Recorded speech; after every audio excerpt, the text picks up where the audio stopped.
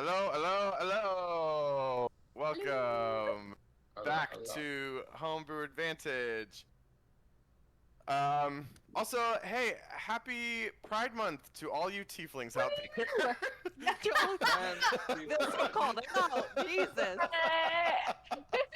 We love the she's, theys, and gays. um, but hey, here at Homebrew Advantage, everyone is welcome to pull up a seat at our table. Just definitely have to put that out there. But yes, welcome back to what is session 20. We are officially into the 20s, which is crazy, but also super exciting.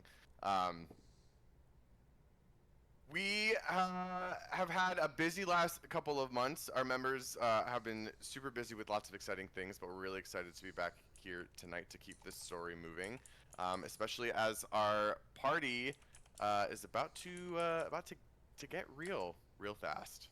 So let's recap a little bit about what happened recently, shall we?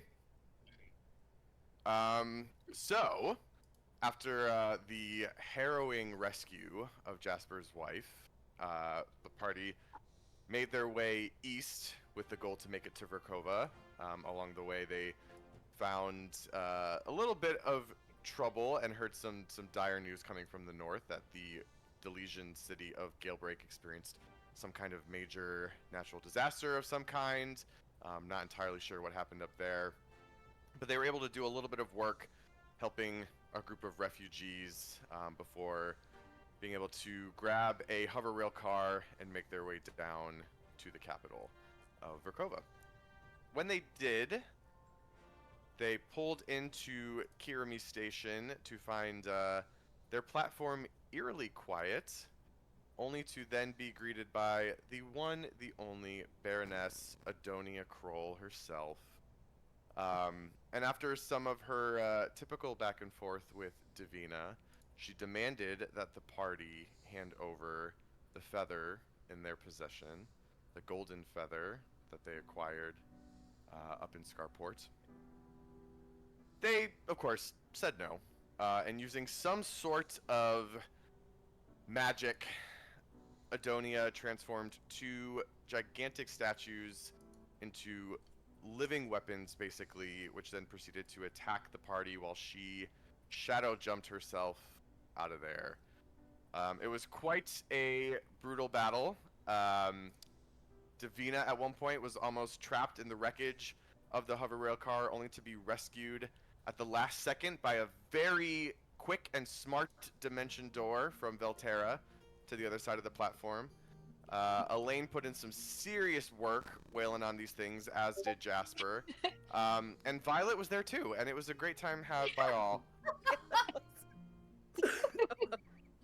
Unfortunately, our poor Soul Knife rogue, her psionic powers did not do much against Pure Stone, who did not have much of a brain to attack. But nevertheless, they were able to prevail, defeat the last of these beasts, and we find them now on that platform in Kirimi Station, ready to face the city. And so with that, I turn it over to you all to kind of set the scene, remind you all where you're at. You sit on an underground hover rail platform. It seems that the car that you came in pulled in up on the right side. There's another platform over on the left side of the area as well. But it seems that this area is only meant to take in 2 cars. There's definitely dust and rubble that is beginning to settle in the aftermath of the fight. There's a couple of pillars that, you know, again, this is an underground area. There's a couple of pillars that sort of stick up to hold the place, you know, intact. Thankfully, it doesn't seem that any of those areas have been damaged in the fighting. And then over at the end of the platform, there are some stairs that seem to lead up above ground. I'm already over this city. I would like to sit down. I'm fine, everyone. Thanks for asking. Oh, that's right. You We found did Later.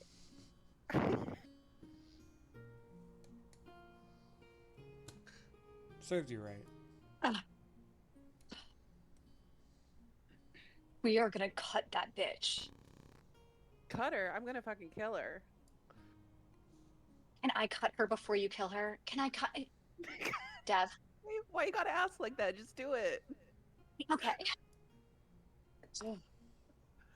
Yeah, well, Elaine, you said you need to sit. I need to sit and I need to shut down for a little bit. That was a lot. Okay. Somewhere safe? Do you maybe? need? Do you need a? Do you need some like help? Do you need to heal? Yes. I need to fix some things. I probably we can wait. We're fine. Everything's okay. I can make it to wherever we're going next. You can make it to then. You don't need a healing word or anything. No, I'll use some of my own stuff. Okay. And I'll lay on Okay. hands to heal myself a little bit. Do we want to take a Okay. short rest while we're here, or no? Preferably not in the empty, creepy train station. Fair enough. I mean, we could go to my place. Yeah, we should probably do that. Let's do that. Let's do that. I'll allow it. Beeline for it. So we head to Holosite. Say Hill? Sure. Okay. Mhm. So, to give you a little bit of perspective and do a little bit of, narrate and stuff here. So, yeah, so where you guys came in is all the way up in the northeast corner of the city, Kirimi Station. To get to Holosite Hill, it is a little bit of a travel. So basically what you do, again, Violet and Davina and that whole crew, you're very aware of how to get around in this city. So you climb the stairs of Kirimi Station up to the main terminal, and you're instantly greeted by mobs of people. There are tons of different people milling about.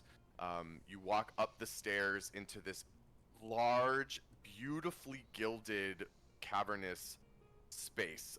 Again, to our native Verkhovians, this is something that you know very well. The grand terminal of Kirimi Station, it's one of the first things anyone sees when they come in the city, potentially the last when they leave. It's designed to be extravagant. It's designed to be eye-catching, and sort of set the scene for what people can expect in the capital. There's a huge mural painted on the ceiling that depicts the founding of Verkhova. There's motifs that sort of, in beautifully painted with metallic paints, and all sorts of things. There's sort of the times of turmoil that preceded the Delesian Empire. There's the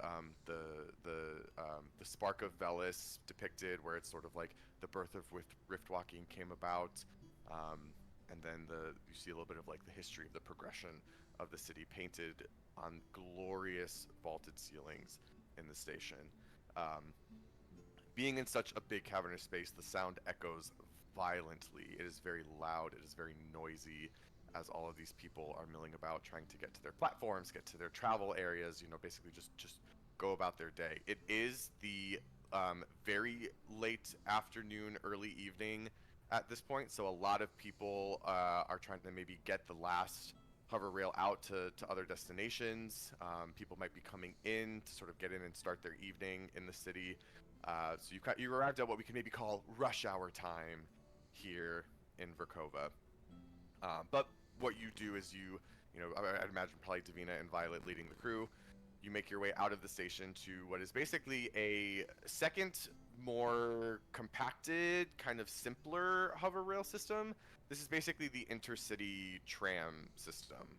This one travels high above ground, so you make your way out and you climb these sort of tall platform tower structures to get to some of the other carts. These are much smaller than the hover rail cars you ran in on. They're a little bit more of like a smaller kind of shrunken subway car you could maybe think about. But they travel using much of the same technology, but it's done in just a much simpler way, since obviously the distance is much shorter compared to some of the trips that the hover rail has to take. So you all are able to climb into one of these vehicles. You all have a car to yourselves. Each car fits about 6 people. and you make your way over to Hallousite Hill. So as you do, you basically work your way south a little bit, cross over the first little moat, sort of river thoroughway. It brings you across.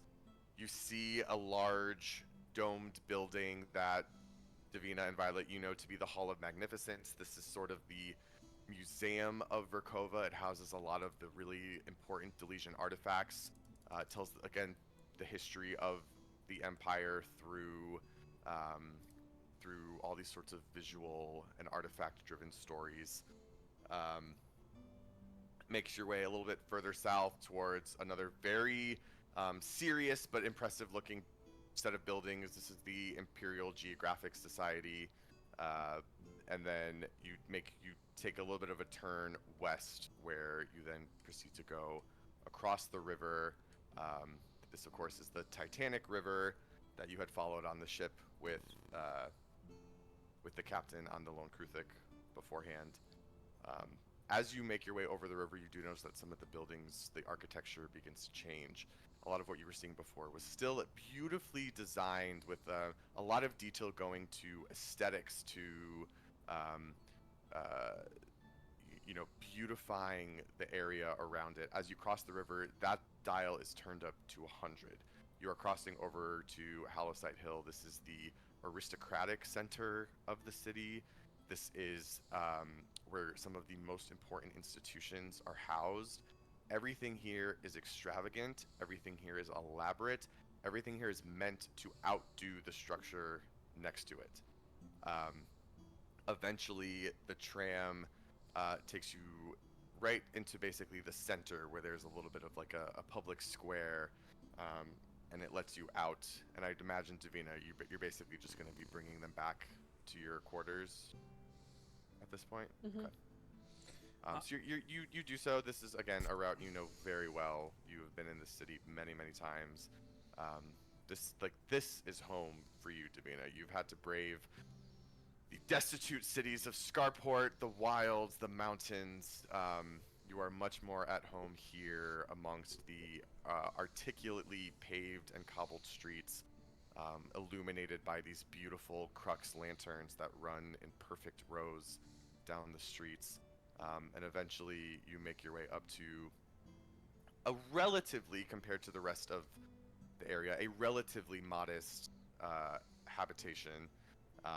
This is the flat, basically, that Davina, with the help of her father, has made her own here in the city. I'm going to have second winded while we were on the train. Okay. I'll short rest. Yes, I would say the amount of time it takes you to get over there, it's definitely short rest worthy. Cool. So- Is there anything you guys meant to do on that tram? I don't want to necessarily jump over anything if there's anything you wanted to do or talk about, but was just kind of describing the journey as you take it. No, that's fine. I think I just gave Sala heads up, and we're keeping an eye out for any of my father's eyes or little birds that he has. He knows we're here, so I'm not too worried, but just to know where they're at, or anyone else for that matter that's watching us. Sure. Yeah, and to that end, I think there's never a time when Vel is in this city where he's not on his absolute highest alert. Yeah. Fair enough. But while we're on the train, I think I'll turn to everyone. But really looking at you, Dev and Elaine. And you can tell that Violet's just very happy to be back in the city with all of the luxuries. I think we need to figure out what happened in Gale Break.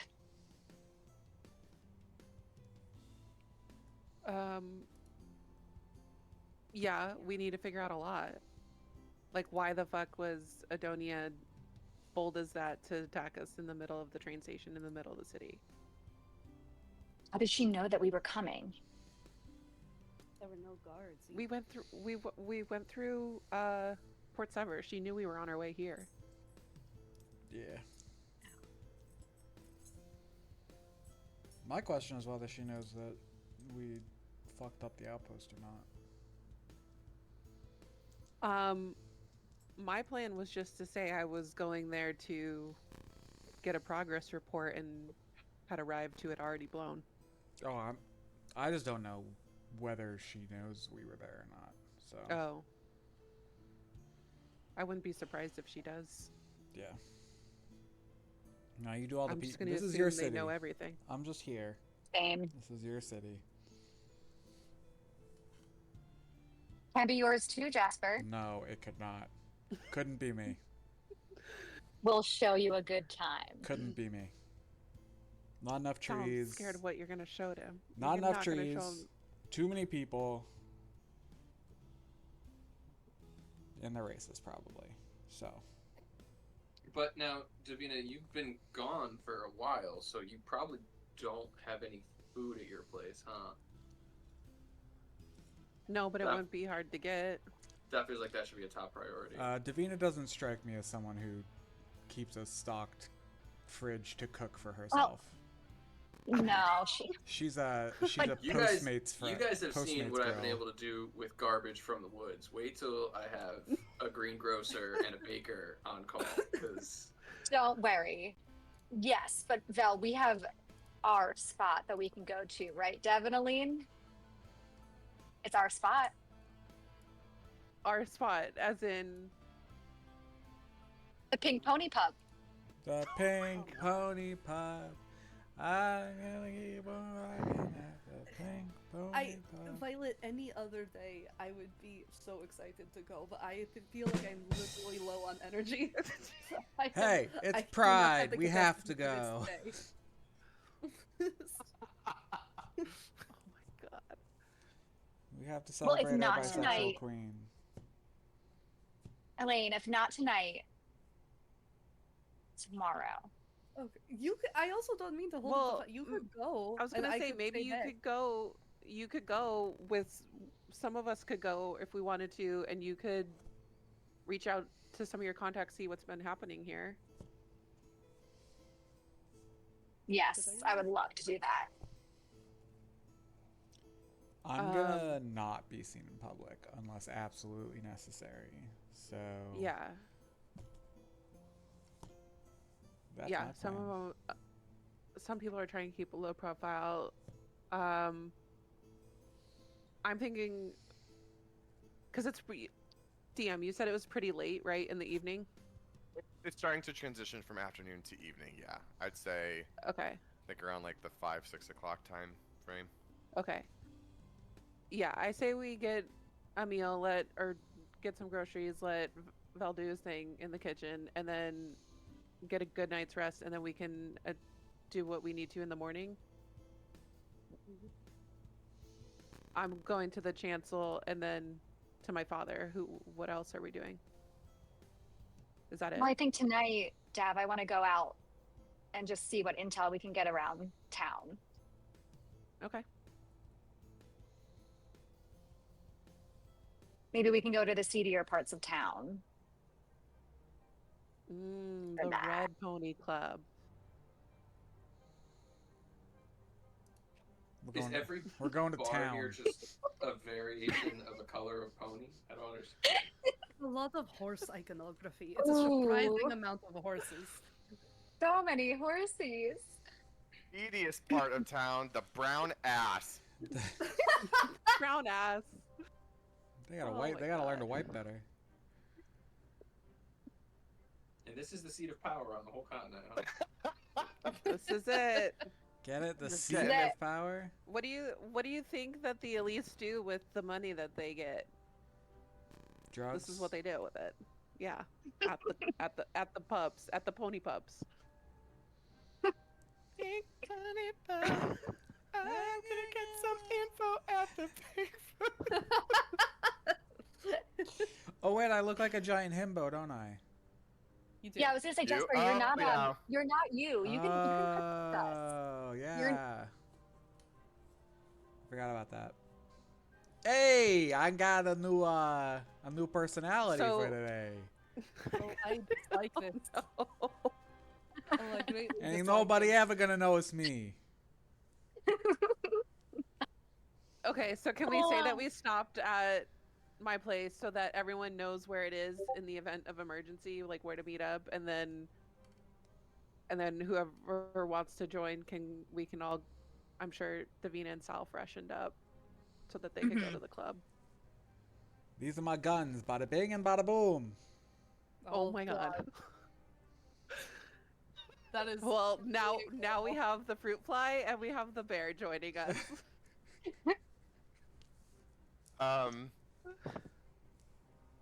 Yes, my question for you, Davina. This is up to you because I could see Davina going either way here. Would you have had staff at your place?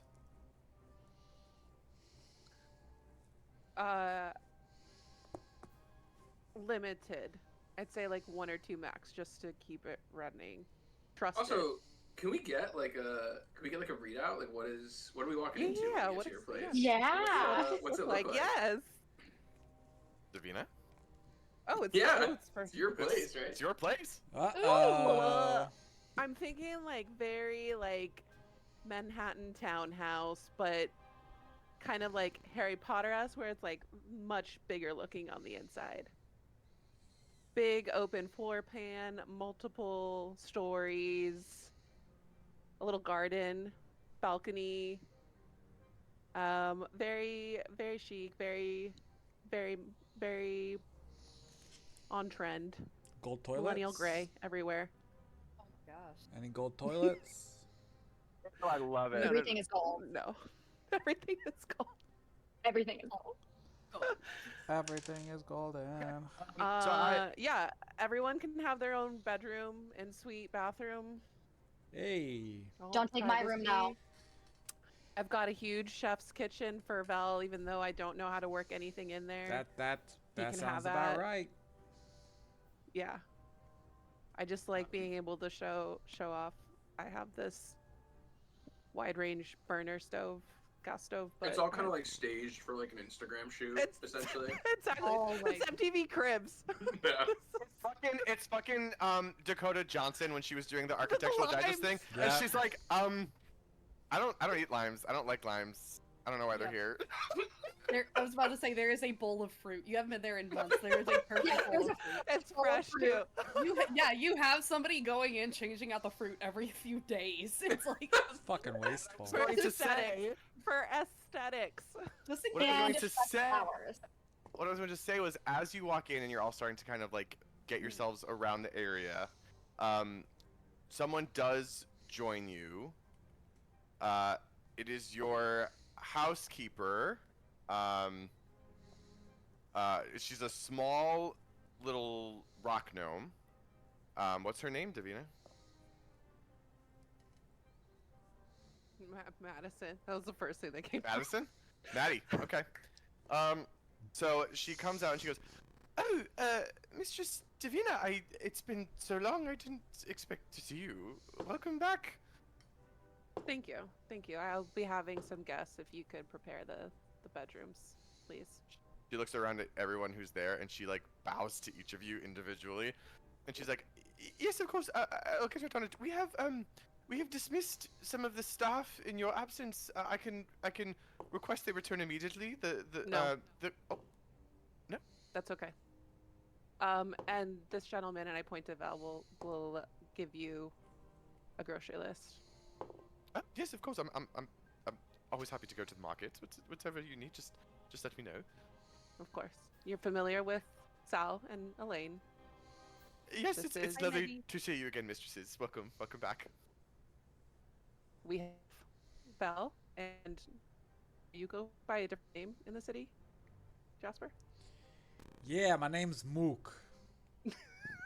Yes, What? Master Mook, Master Verkhova, welcome so much. It's wonderful to have you here. Any guest of Davina is most welcome here. I will excitedly await the list and then be happy to pick up any sort of groceries as you need and bring them back straight away. Thank you. Thank you. And with that, she kind of like scurries out of the room just to give you guys a little time, a little privacy. But she has a space basically not too far of Belle whenever you decide to give her a list. Okay. and she takes it and kind of goes on her way. Could I go Okay. with her? What'd you say? I asked if I could go with her. Yeah, you're more than welcome to. Hey, yo, Vel, you want to go to a gun shop with me? Not particularly. No. Lame. Dab, I'm just gonna say he is gonna ruin your reputation. I don't know if it's Who's good he- for you to be out by yourself though. So if Mook? you're going, I'll go with you. But I don't want to. No, well, fuck me, I guess. Do you? Wait. Not you. It's the city. Sorry, Mook, do you Is even where know you where to would- go?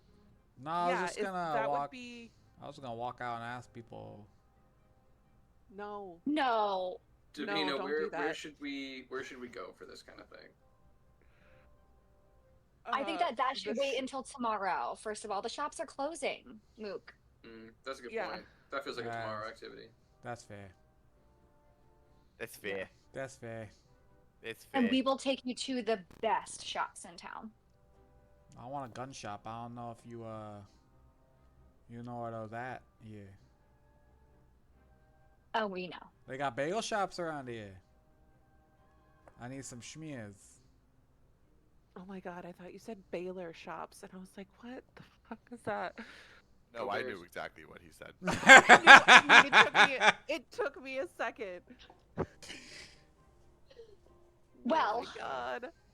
Okay, Dab, so I think just real quick, as you guys are having this conversation, Elaine, you're welcome to tag along with Maddie. She basically like excitedly kind of like she reaches up and like holds your hand and walks out with you and starts to excitingly kind of, as someone who knows you very well, she's excitingly kind of like telling you about like what she's been up to personally since y'all been gone, and she's been doing a lot and she's been hearing a lot, and the weather's been a little crazy, but it's been okay. But like, she's just like going off as you're Aww. walking.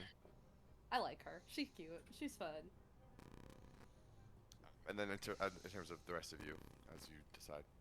Go I ahead. think I'm just freshening up. I'm telling everyone I'm gonna be down in the foyer, ready to go in a little bit. Where are we going? You know, Violet is taking a long bath and then getting ready and freshening up. Where are we going? We're doing a little intel, a little recon. Oh, what's we're been actually happening. going to the Pink Pony Club. Pink Pony Pub. I think so. Okay. Val and Joss are gonna be so uncomfortable. I cannot wait for this. I have waited months for this. Dab. It feels so good to be back in the city. As long as we're sitting in VIP, I'll be okay. Of course, I mean, that's our spot. It literally has our name on it. Jesus fucking Christ. They wouldn't give it to anyone else. And you look so good, Dab. Val isn't going to know what to do with you. Whoa. Who says I'm wearing this for Val? I know you're wearing it for yourself, but you look absolutely stunning after all those months in the wilds or weeks in the wilds. Well, I needed a chance to be civilized. Hmm. It feels good. Feels like riding a bike. Yeah, let's go get him. Yeah? Mm-hmm. All right. So, not too much longer later, Elaine does return with Maddie, with arms full of groceries. Maddie is carrying one large one, while Elaine is carrying at least 5. And are you guys trying to eat before you leave, or you're just basically? Yeah, we Getting got ready a to go. pregame, right? I think we should eat before we leave. Can't be Yeah, you dancing don't go drinking on an empty Exactly. Yeah, on an empty stomach. Yeah. Alrighty, I will. Val, are you gonna go ahead and something up for us? Yeah. What do I need to roll? I will say, give me All the appliances. He gets advantage. You know what? Yes, I will say make a. They don't really have a cooking skill now, do they? I guess Not really. Survival? I'm Sleight of torn hand. between survival and nature. I don't think it's survival. I would say it's more nature. You're thinking about how ingredients go together. You're not thinking about which ingredients won't kill me. So I'm gonna say, go ahead and make a nature roll with advantage. All right. God, I hope you roll a 1. 21. Silvery barbs. Oh my gosh. Do you want to describe it all? Do you have anything in mind? If not, that's okay. But if you have anything that you're looking to, It's yeah. So it's like. So the fresh bread that they brought back, right? I turn it into like a dumpling almost with like my God. fresh vegetables sautéed in like a chicken stock, making almost like a wonton soup.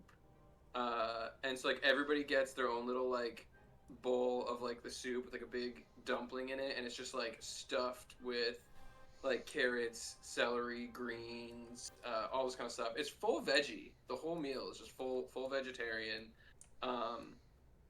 And it is it's just like savory and like hearty and yeah, just really just packed with flavor. It's fantastic. I don't think Davina's ever been so classless as she slurps this down. Sal's just gonna be looking at you, Dad, and like, Not the only thing she gonna be slurping down, am I right? No. Jail. jail. Straight to jail. Absolutely, Right straight to jail, jail. right away. No, no rights. Straight to jail.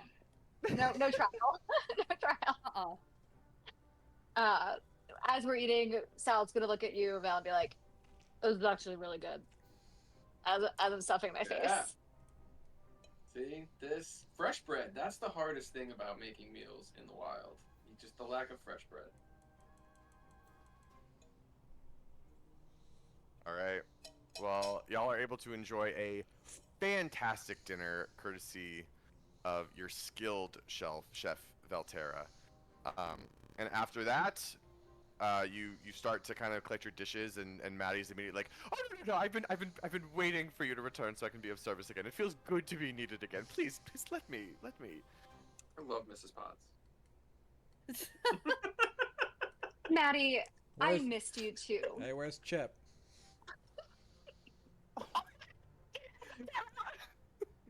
My goodness. We are devolving. I love it. While they're cleaning dishes, I'm gonna go get changed, and by changed I mean I'm gonna just go look in a mirror and just like try on outfits with the ring. You go do that. Yes, I should have mentioned too. All of you are able Video to game have character creation. literally. Gosh. You all do have your own private quarters here at Davina's pad. There is definitely enough space to house each of you. You know, it's a very generous space. So Oh. I put on some eye makeup, a little lipstick, and I'm wearing all black, but it's really, really well made leather clothing. And I have a very, very rich, like velvet cloak on, which the hood can cover my hair as we're out and about, so people don't recognize me. I landed on a tight but not skinny like leather pants that fit the ass just Oh my right, God. but like are nice and like tapered through the leg. And I got a like cream and black crocheted top that's like Oh my unbuttoned halfway down. And I got the Right. I got the hamburger meat sticking out. You're gonna hamburger meat. fit- What is hamburger meat, Michael? What Your is- chest I don't hair, wanna know- no. all the curlies. It looks like Please hamburger. tell me you've got a gold medallion. Yes. Yes, he does. I pop on Is a simple gold chain. It cracks me up. Michael's chance to like get to play a fantasy character who's completely hairless, and he chooses to find yet another example of one of the most hairiest characters he could find. Hey, Same. I play what I know. I stick to what Sure. I know. Sure, as one does. All right, well, y'all go finish getting ready. You look like quite a sickening crew, if I do say so myself. And you proceed to make your way out for the evening. It is definitely evening at this point. The sun has fully set.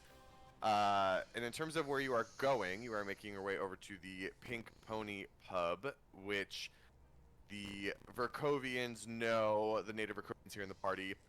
You basically make your way south. You cross over into the works, the region over there. And the Pink Pony Pub itself sits right at the southernmost point of this area, right before you cross over into the furnace, which is of course the energy production area of the city.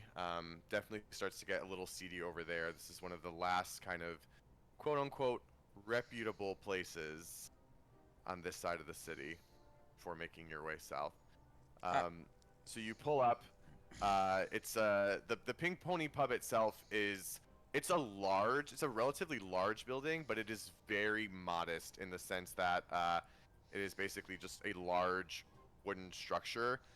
It's actually designed to look a little bit like an old-timey kind of pub. A lot of businesses here in the city have begun to transition over into much more modern-looking establishments. There's a big, sort of competition in the city to try to outdo each other and who's the most modern, who's the most fancy, flashy, etc. This establishment prides itself on clinging to some of the older ways of fraternizing. Old-fashioned values. Yes, there you go. You can tell that this is the right place by the very large mural painted on the side of the building. It is a very, very large horse in bright bubblegum pink colors, with its back to the street, and its like head kind of over its shoulder, looking behind it. And this is the Pink Pony Pub. You arrive. There is already a little bit of a small line to get inside. There is a large half-orc woman sort of standing at the door, and she seems to be kind of like looking potential patrons over as she waves them inside or sends them on their way. Well, I think we Do can we- skip the line. Yeah, do me and Sal know her? Are we familiar with her? You've seen her before, yes. I'm just gonna walk up and smile and nod and like walk in with them behind me. Like, what? The dog. The dog. Oh. Hobbs. Kind of like walk up and not really stop. Like, give her the nod and smile with them behind me. Like, we're. I know it's stupid to even ask at this point, but go ahead and give me a persuasion check. Okay.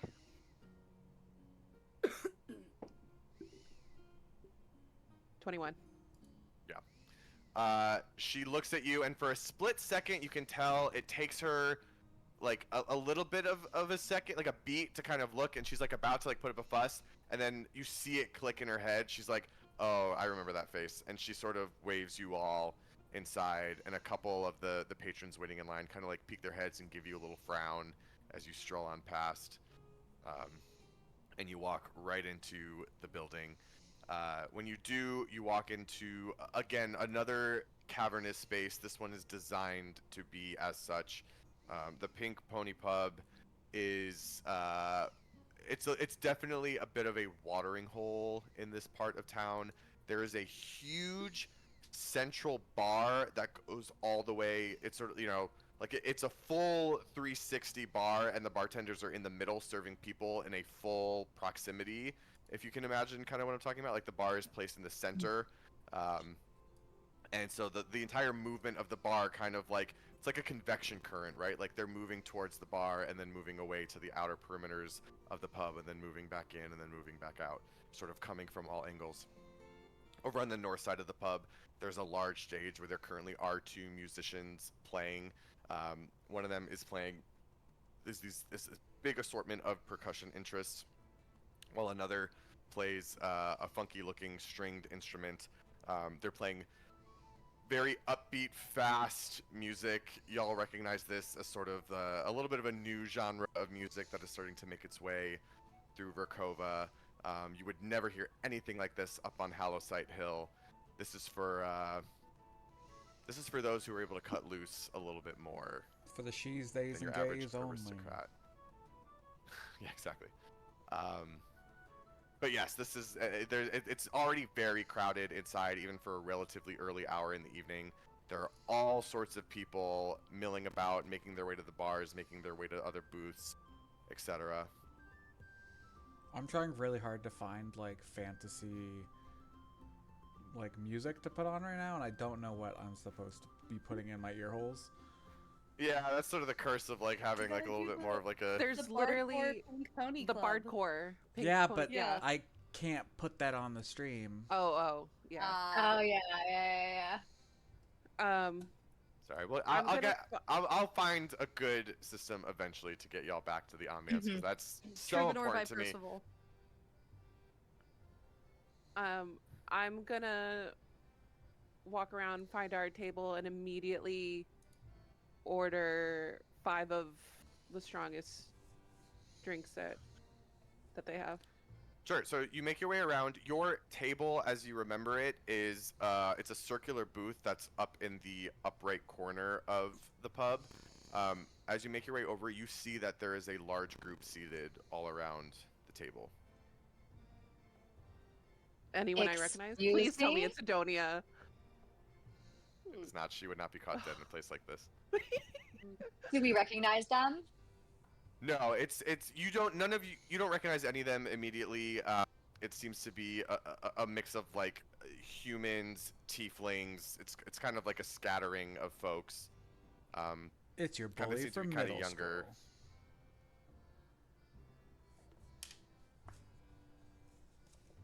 I'll walk up I just to look him. at Dev. I walk straight up to him and be like, "Hey, get the fuck out. This ain't your seat." One of the guys in the group, he's a larger human. He's like kind of sitting. He has his arm around a female tiefling, and he's kind of like laughing while she's giggling. He like turns and looks up at you, and he goes, "I'm sitting in it. It is my seat." And he turns back to his girl, and he like kind of like goes back to chatting. Hey, buddy, and I just do like the like mob boss. I pull my jacket to the side a little bit to show my gun. I'll step up behind him and I'll be like, he said you're in my seat, and just reinforce. I'll also get on Jasper's other side because we're in it now. Jasper, make an intimidation check with advantage as you have help from these ladies. As they're all doing this, I'm just like eyeing the door. I'm with Val on this one. I'm also trying to. Violet's trying to get the eyes of the bartender because they go way back, and so the bartender knows that this is our spot, and if we're back in town, they'll come over and clear it for us. So I'm trying to get bartender's eyes. 16. Actually, hold on, I should. Uh-oh. The guy, he hears you say, he turns and looks. He sees you with the gun on your side. He pulls his arm back from the girl. He backs out from the booth, and he stands up, and he takes his own hand, and he pulls back his jacket, and like sits with his arm on his wrist like this, revealing his own pistol at his waist. And he says, "Maybe you didn't hear me, Sasquatch. I said, this is my seat. I Find your own." I look at Dev, and I just, Oh my god. I'm just like, I'm looking for permission. I give him 1 second, and I look at the kid in the booth, and I ask him, "This is your seat. Can I get your name?" Yeah, I'm Cabot. What's it to you? Cabot. Like, That's all I That's got. it? Cabot. What do you want? You want a whole fucking pedigree? okay, cabbage. Yeah. Because the C is for people with pedigrees. He like looks you over and he goes, and he points to the north side of the north wall of the town. And he goes, I think your people belong up there. Oh, immediate, just like clock in the face. Make an attack roll. Oh my god!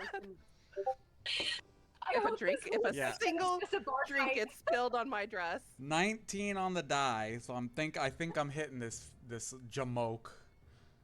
That is Oh my absolutely God. going to hit. Go ahead and roll damage.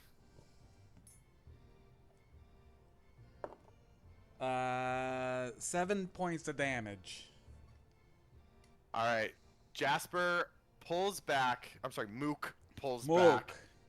Mook! Mook. And clocks this guy, and he catches him right here in the jaw.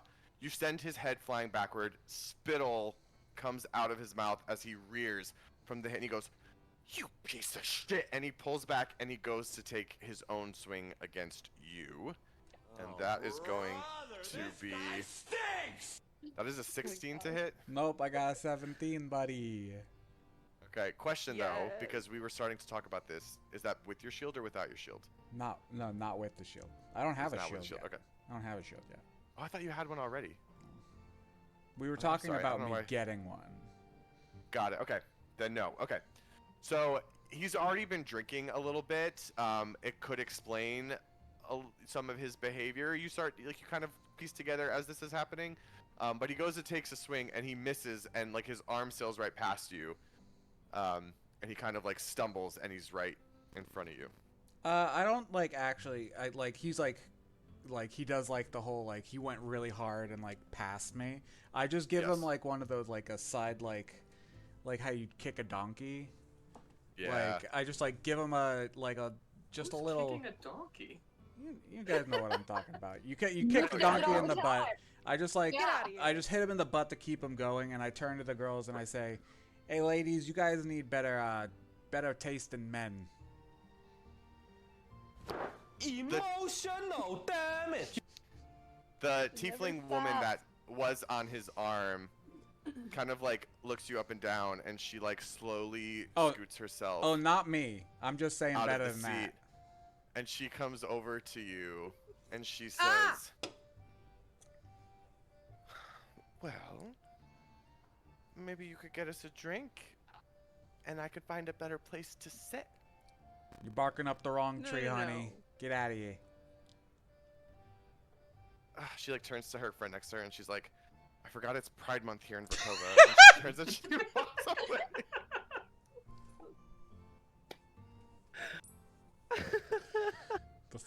The fucking straights are taking over our bars. They do clear out though the human that you kind of pushed away. His pride is definitely a little bit damaged, and he chooses instead to retreat instead of try and make a situation worse for himself. So he does leave and make his way out, and the booth is yours. Bye, Cabeth. So lovely to meet you. You smell like cabbage. Well, we definitely made enough of a scene. Sal, do you think any of your regulars will come say hi? Or are you gonna have to go find them? I think they'll come say hi. I'm gonna plop down, cross my legs over each other, and just start sipping on the drinks that Dav ordered. And I'm looking out in the room to get a lay of the land. I'm Do we gonna recognize- push the 2 drinks towards, excuse me, Mook and Val, and I'm gonna say, trust me, you're gonna want these. They're gonna help take the edge off. I slam it. Alrighty, Yeah, I'll shoot it. well done. All right, another order. I'm gonna order another round. Hey, get me a rum and Same thing. pineapple. Pride Month indeed. So another waitress goes up to the bar, knowing that booth is kind of in an important area. She had been serving the group that was there before.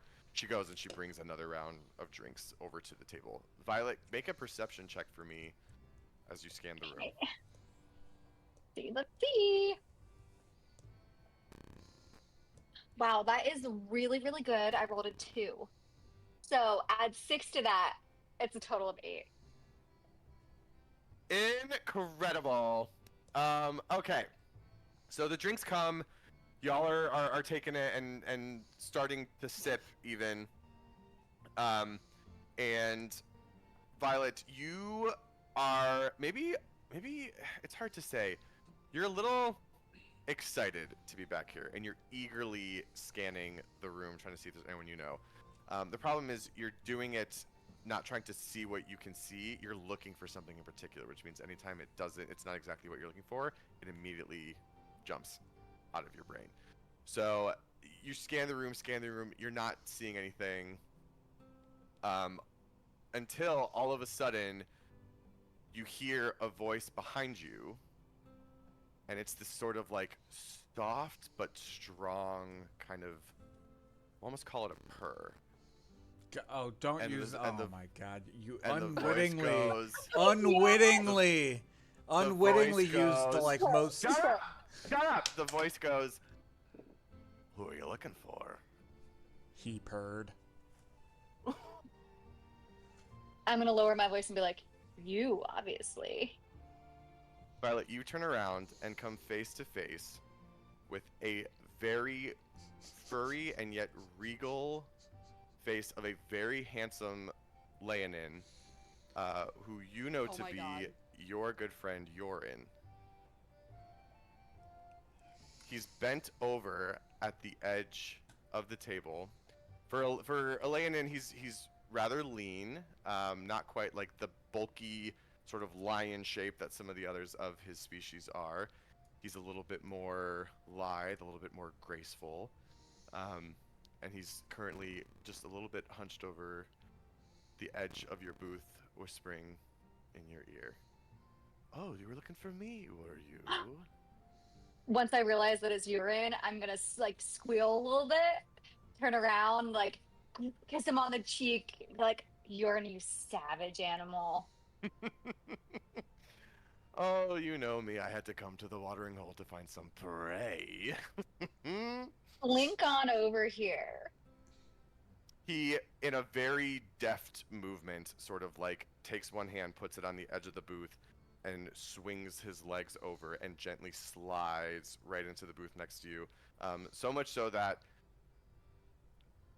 Velterra, who is seated next to Violet, almost doesn't even realize that he's been pushed slightly out of the way so that Yorin can make room. The fuck? Well, it's been a minute since I've seen you here. What trouble have you been getting up to, Sal? Well, you know Dav and I. So we've been around and about. We sailed to Scarport, where we gave Captain Garland a run for her money. And we met these fiends along the way. And I look at Vel and Mook. He leans back and he looks at you with a knowing eye of someone who sort of recognizes in this moment he still holds some social capital, whereas you guys are the newbies and he's a bit of an established figure here. But he's not looking at you unkindly. He kind of is just like, gentlemen, welcome to the Pink Pony Pub. How you doing? I'm doing great now that my friends are here. Well, it was dreadful being away from town.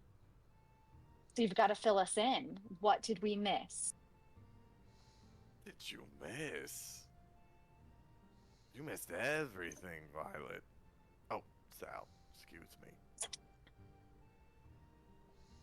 It's been non-stop here.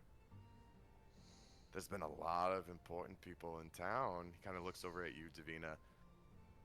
Surprised I haven't seen you yet. You missed the royal wedding.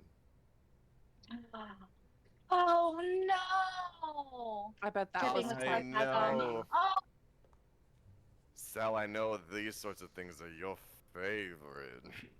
and who was the lucky lady in the end? You know, I didn't know who she Lucky. was. She was some lesser. Still nobility, of course. It's the law. If you tell me it was is it Tatiana or Titania? Tatiana, I Titania. think. Titania. Oh, it's Titania. Oh no, it's Tatiana. Tatiana, you're right. Sorry. Oh no, she wishes.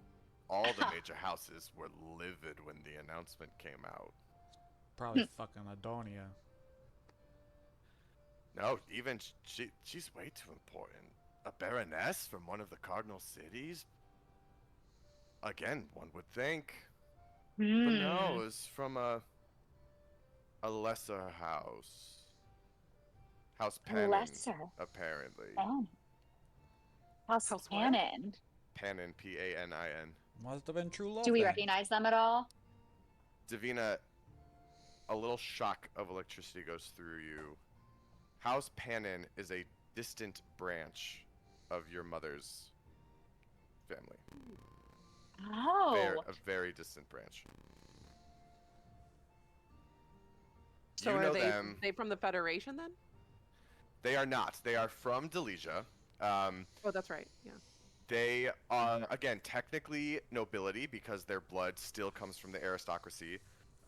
They had fallen out of favor kind of a long time ago, and they've been working forever to claw their way back in.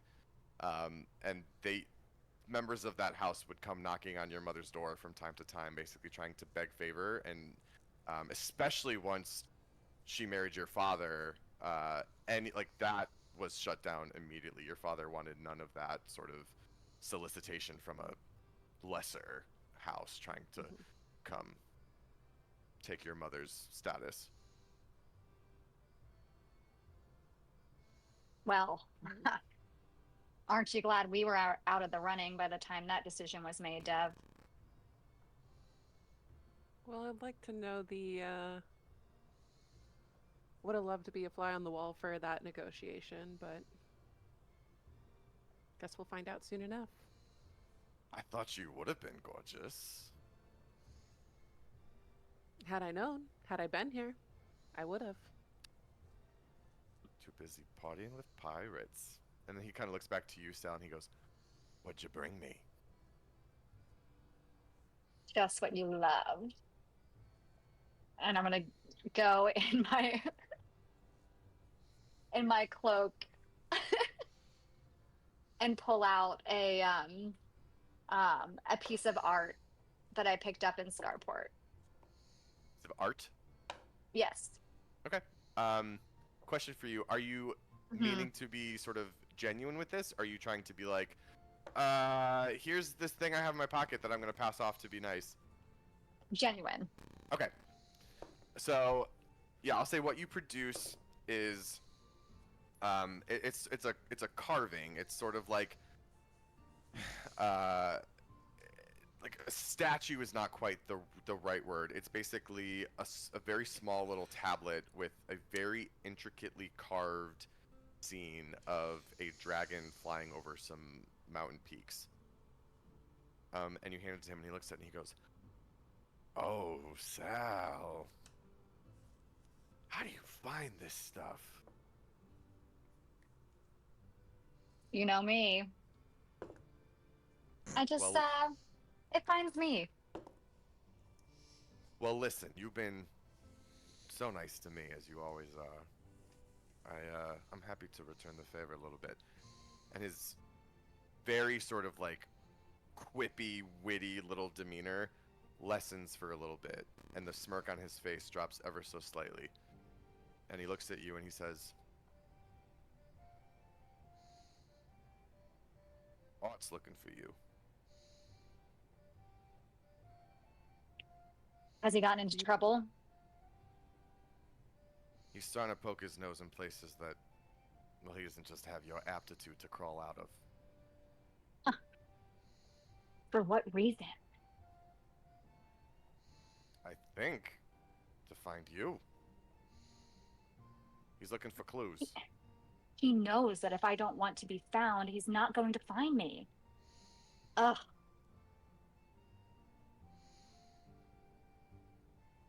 Damn it, Art. Well, looks like I get to pay my baby brother a visit while we're here. There's another one of you.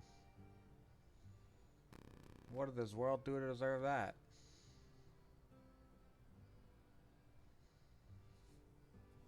I Yorin just give a really chuckles. big shrug.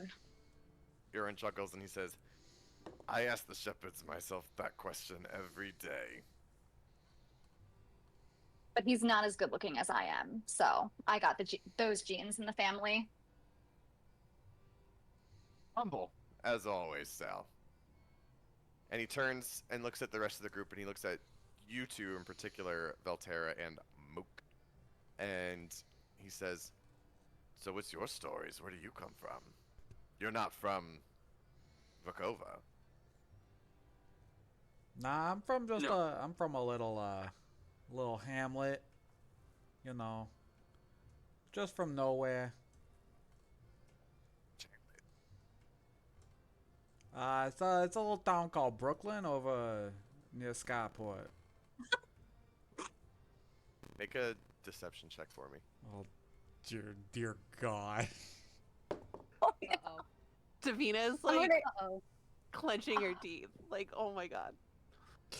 Hey, I have a +1. It's a 4. My God. He looks at you and Why? he smirks, and he goes, Brooklyn? I know Brooklyn. Yeah, what's your Yeah, it's favorite right thing next- about? Go ahead. Yeah, it's right next to Walla Walla Poo Poo Town. Love that place. Hey, I don't know You're- you nothing. No. They're with me. They're just traveling through. Well, there's no better place to bring in a couple weirdos than the Pink Pony Pub, that's for sure. Yeah. Had to be our first stop. You can see his eyes are darting to you, Valterra, who has not said a word, but he's not pushing. No, nothing else So my is said. so clearly my friends are very chatty. Well, I mean, I'm not surprised you can get a word in edgewise when you're around. But listen! What brings you back to town? Well, you know, We're when looking- Daddy calls, we answer. Mm-hmm. I did hear the Duke is in town. Mm-hmm. How long has he been here? I'd say about a month at this point. That would be right after I left with Sal and Elaine to go to Scarport, right? About that? Correct. Correct. Okay. Hmm.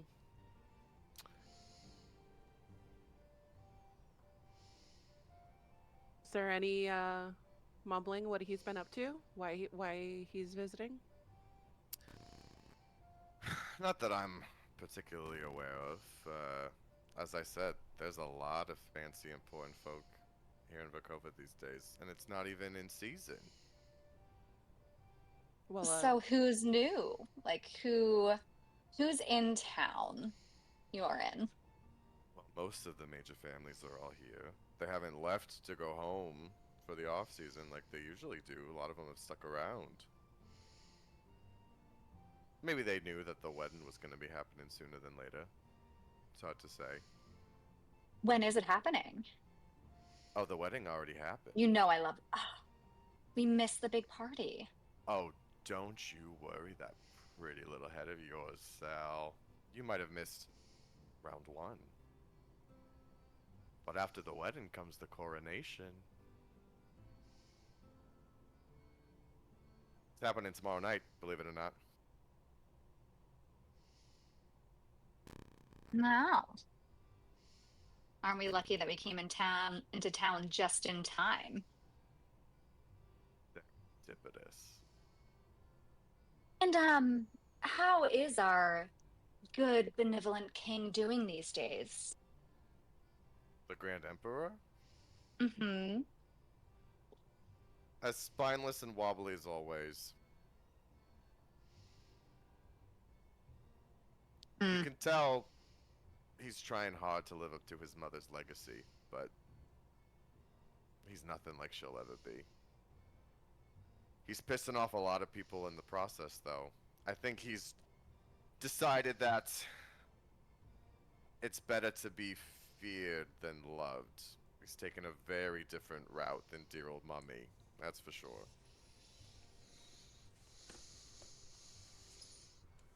Doesn't surprise me in the least. He's trying to play hardball with some of the noble families. He's playing favorites. Big no-no. And where are the Salazars in his list of favorites and enemies? Hanging on. You know your mother. She never misses an opportunity to further the family's interests. No, she doesn't. She hasn't quite worked her way up to the favorite status I think she desires, but she's keeping y'all in place for now. Relevant, we'll say. But the Duke. His eyes I dart turned over to Dav. Davina. Is The he a favorite? Duke.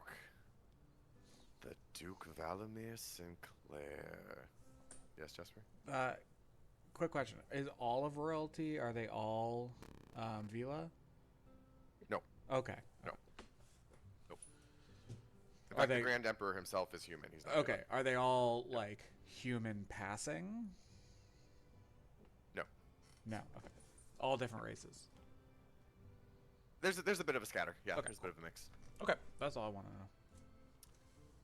Yeah, he kind of turns to Davina. He goes, "The Duke Zholmyr Sinclair, an outsider from Fulara, who climbed the ladder faster than anyone I've ever seen. To say he's a favorite, well, that's an understatement. He's the favorite." Of course he is. He got there. With my help, I might add. I get it. That man can charm the wings off a wyvern. I wouldn't be surprised if he had something to do with this marriage arrangement. I'm not privy to those conversations, Duchess.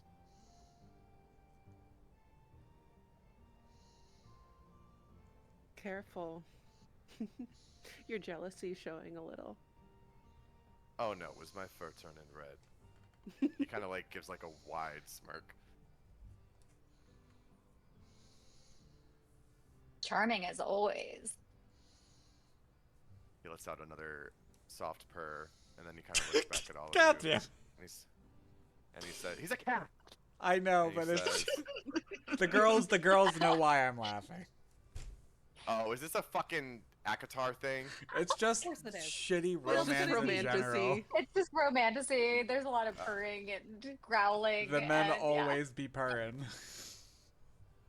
Ugh. All the men are cats. All men are cats. All men are cats. Yeah. Fact. But yeah, he kind of looks back at y'all and he just says, "But hey, there's a lot to celebrate these days, so enjoy yourselves while you're in town." I mean, that's impossible for us not to. But before you slink away, what about Novar? What's he been up to on the Meridian Council? Novar, the Meridian Council. What do you want to know about those lame asses?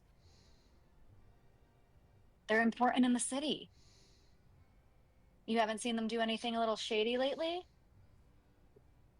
Doing a lot of their same old boring.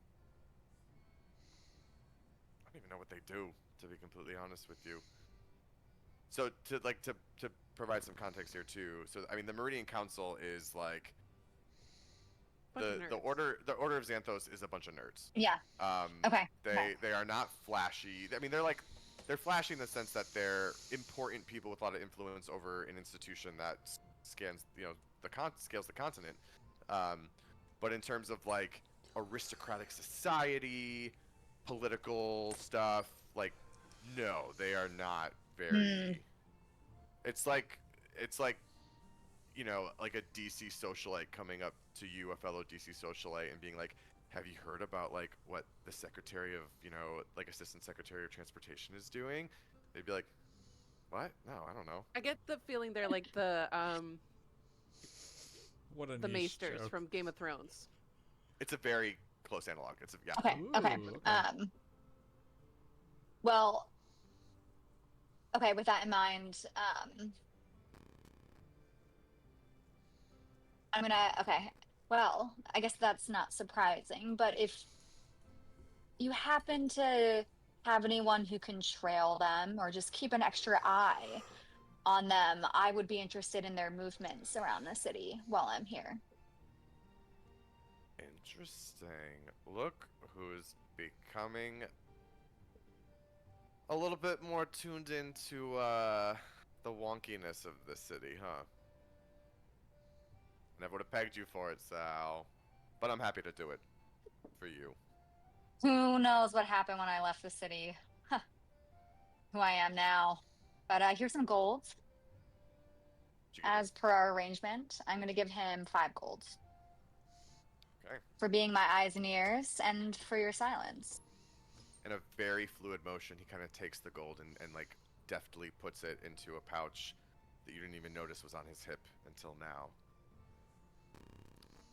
And he kind of like his ears, which have been like kind of moving now, like prick up, and he goes, "I'll keep them open for you."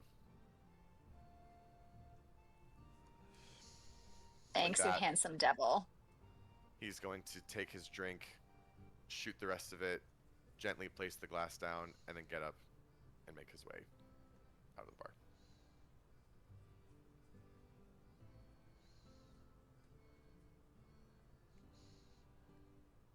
Well, that was enough information for the night. I'd say so.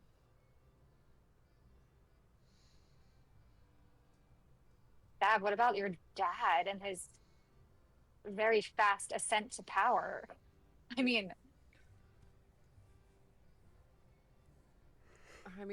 he was always in the inner circle with the Emperor, Empress, but for him to be the favorite and to have made that while I was gone.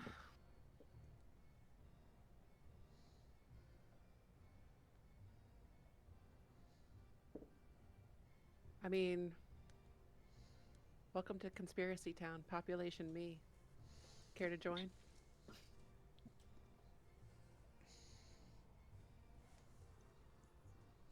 Just too much going on right now with him and everything else going on.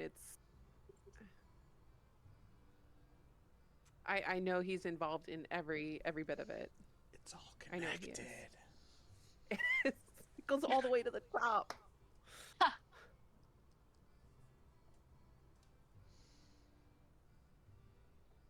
Yeah, well, I he's wouldn't be the least bit surprised if he reached out to my mother's family and offered them wealth beyond their means if they could convince the emperor to marry one of their daughters. And that way he could have the emperor's ear.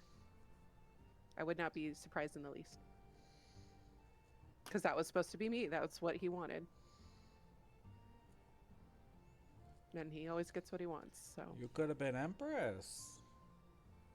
Yeah. Empress consort. Had my arm not been blown off, but you know, it is what it is. it's how Dav and I met, Jasper. I mean, Mook. Who is Jasper guy? Do I need to fight him? Yeah, you need to fight him. Turn around. He's right behind you. I punch Vel.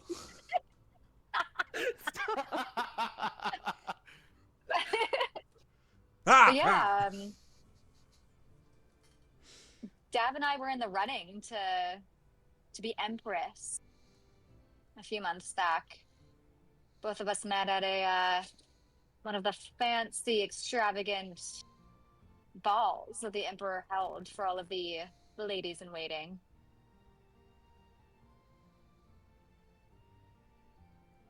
Wow. Feels like a lifetime ago, Dev. It really does. But I was no more considered than you were, so. No. Dog and pony show. You're too strong-willed. Both of yous. Oh no, I could have gotten it. I said it's a good Right. thing what I said. To be clear. No, if you think so. Dav wanted it. The difference is I didn't. Ah. And then when I couldn't have it, I said, fuck all of you. She got me out of there. Yeah, I put those sticky fingers to better use. Didn't I? You sure did. Not stealing hots no more, hey. Don't be so sure about that. Stealing plenty, Mook. As I watch Yoren walk out of the bar slowly. Ooh. But I think it's time to turn in for the night. Time to call it. Now I have more Good night. questions for Corbin tomorrow. It'll be interesting.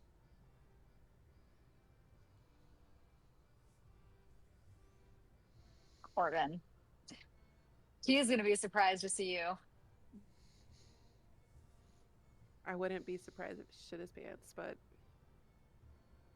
I want We'll that see. to happen. I hope that happens after what he did. we'll see. All right, let's pay Art a visit tomorrow too. Ugh.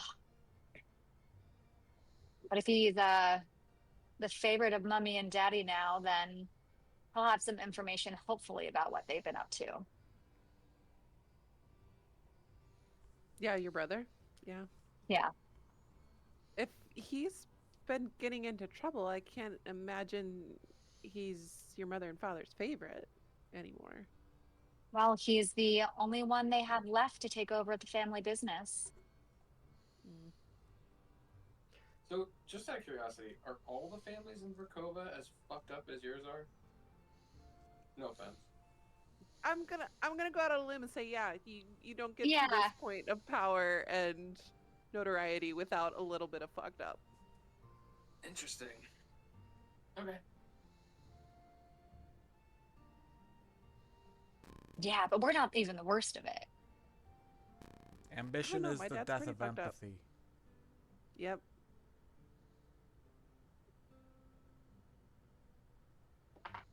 And my dad's got it in spades, so Well, your dad has it coming. He had it coming. He had it coming. He only has himself to blame. So, All right. Anything else that we're doing at the pub? Nah. just trying to All get right. Vel No. to smile while we're there. Vel, we're out in the city. Do you not understand that? Look around you. Hey, Val, you're drinking drinks with hot ladies.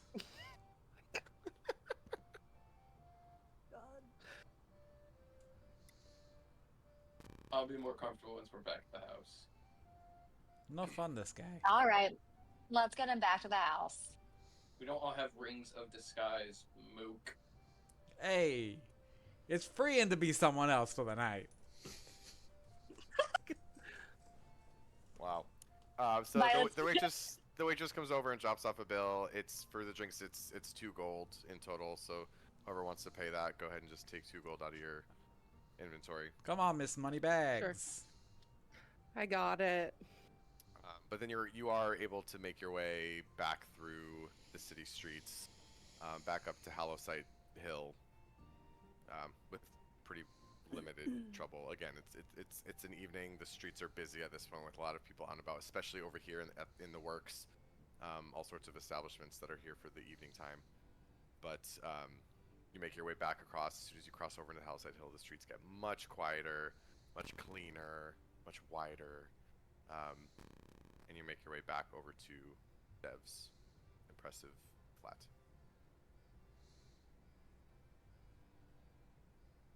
All right. I think we're just gonna tuck in for the night. As you arrive, You die. Maddie does kind of just like stop you. She goes, "Oh, Miss Davina," and you can tell she's like ever so slightly flustered beyond what she usually is, and she just says, there was a message from your father, the Duke, while you were gone. He has called for you to attend to him at your earliest convenience tomorrow. He has taken up residence at the old hold on. At the old at the old Ballarel residence. So the House Ballarel is another noble family that has recently fallen greatly out of favor after a scandal sort of rocked the family, and so they've been kicked out of Haliside Hill and sent back to their country estates. So she basically tells you that he's been staying at their lavish estate while he's been in town. Isn't that Sal's a one little of his own? tipsy. Thank you, Maddie. To be expected. Well, we should just go pay him a visit now. Dev. What? Violet's had a few drinks, so she's like, Absolutely not. Yeah, No. let's go kill your dad. Maddie, That's can you very- get Sal some tea and help her to bed? Yes, of course, Mistress Sal. Let's Just get shoo you shoo. some tea into bed. And she like takes you away. thank you, Maddie. And then I whisper to Maddie, I go, Maddie, the sleepy time tea. She gives you a very like slight sly gnome wink as she continues walking. Fantasy It's Valium. just straight absinthe. Laced with Zholmyr NyQuil. All right, Yeah. so anything else anyone is trying to do before y'all close up shop for the evening? I think I'm just gonna knock on Belle's door real quick. Yeah. No.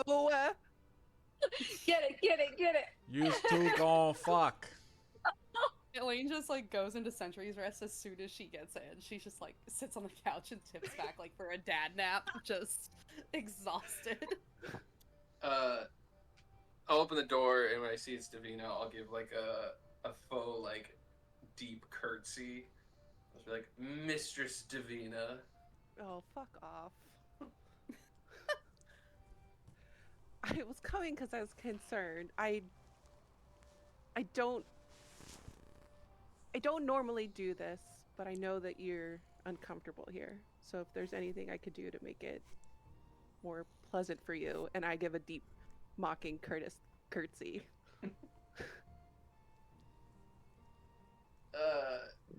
I appreciate that. It's just this city's not particularly kind to my kind, or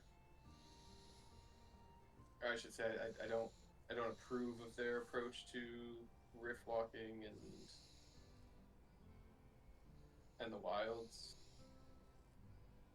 So it's just there's a lot of tension in between the city and myself, I guess. Notice that the way that you do riff walk is different than anything I've ever seen before. Yeah, and I think that might be one of the reasons why whatever it was gave me those visions. I don't know. Maybe that's has something to do with the accident that happened to me and everything that happened with Vol. I don't know. There's a lot I still need to figure out, but this city I don't think is going to have many answers for me. So, for all it's worth, I think my plan is to just keep my head down while we're here and help you guys get what you need. Well, nonetheless, I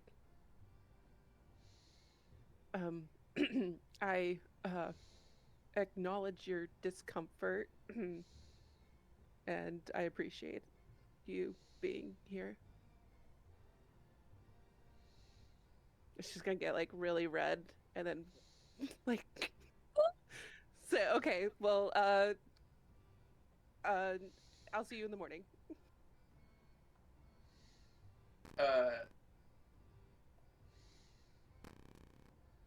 Before she leaves, I'll just say, you know, you got a nice place here. Maybe I hope to see a little more of it soon. Hey, oh, whoa. She just raises her eyebrows. Oh, okay. Yeah, yeah, I could show you sometime. And she goes. Close the door. a slight Then throw it itching, open again. a slight itching in the back of your skull. She's very beautiful. He certainly is. Vol, don't get weird. One dark No, window, make it man. weird. One dark window. No, make it weird. Make it weird. Make it weird. Have we Make it made the weird. friend Make it so promise weird. with her? Yeah. Oh, more than a friend promise. I don't know that we've spoken it to her, but I think between you and me, I think we've agreed that she's in on that. We promise her to be more than a friend. That one, no, that one, that one's new. What Yes, books of have you been reading, Bull? All the smut that you guys forgave him. Janet Eyre. I somehow snuck Vol smut. As I'm sleeping, you're just reading it Just out like loud to next your to my bed. subconscious. I was like, please stop. But the conversation is not over. Yeah. Vel says to you, she comes from a very different place. Is that such a bad thing?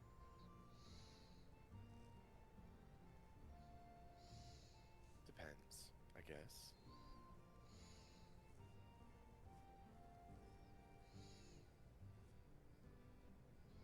Where you come from is very important in shaping who you are. You come from the mountains. It's part of what shaped your love for the earth, for the quintessence, for me.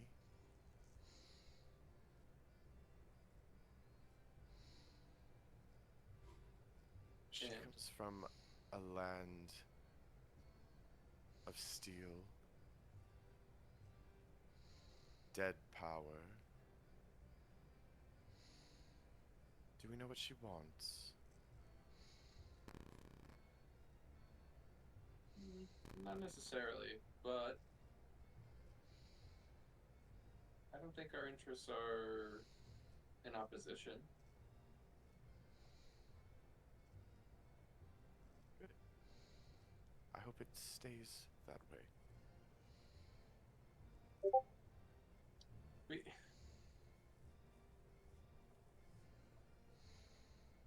Well, you've changed a lot. You I've grown. were, yeah, you've grown, you've learned a lot, and that's shaped who you are, who you've become. And I think it's important to remember that your lifespan, the lifespan of a Cruxborn, is comparatively short. And so your change happens much more quickly. But somebody like myself, Davina, Jasper, any of them, they change over a much longer period of time. And so sometimes it requires patience and it requires attention. But people can and will change for the better. They can and will change for the worse. But I think it's important to give them time to make the right choices and to make the kind of changes that we need them to make. I'm gonna actually ask you, Velterra, to make a persuasion roll for me. Oh, yeah. No, persuasion's good. Oh no, I'll say you with, just I'll say jinxed with yourself. with advantage. This is Vol. This is someone you know well. This is another piece of you. 25. He goes, yes, and you can almost like hear the calculating in his voice. And he goes, yes, the leaf changes from green to red and falls in less than but half a year, but the mountain is carved in eons. Some change takes longer. And we exist somewhere in between those. Do you Do you think I've changed for the better?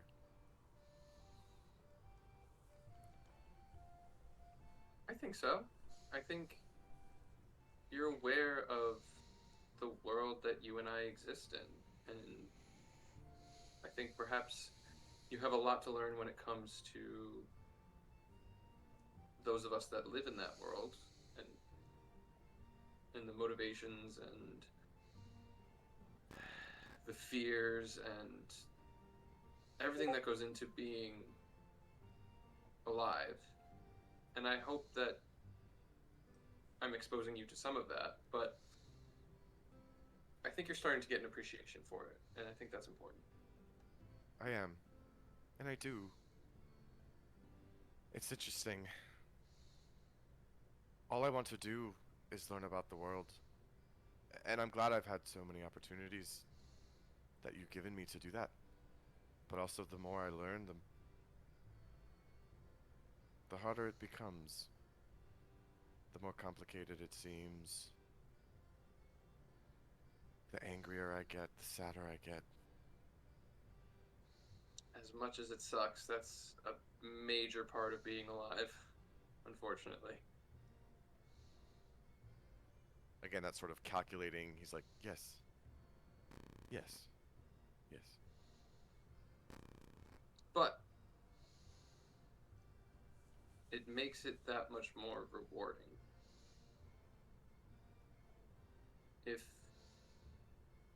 it weren't complicated, if it weren't sad, if you didn't get angry, if you didn't miss people or you didn't miss places, every person you met, every place you visited would just be the same.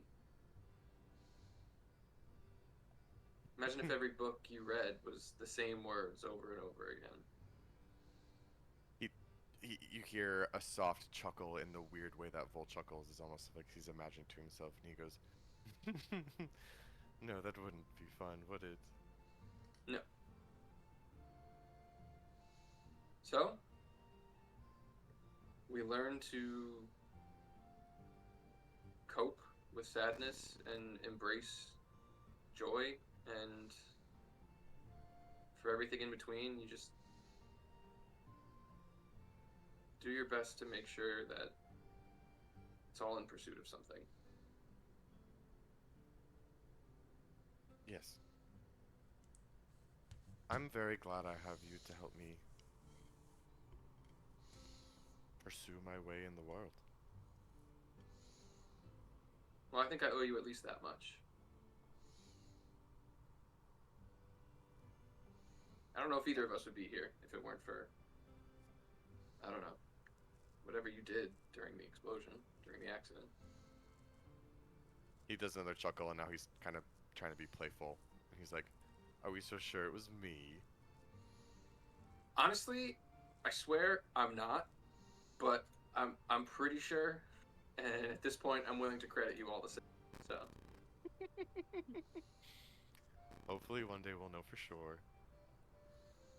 I think the path we're on might lead us to answers at least. That it's a good path to follow.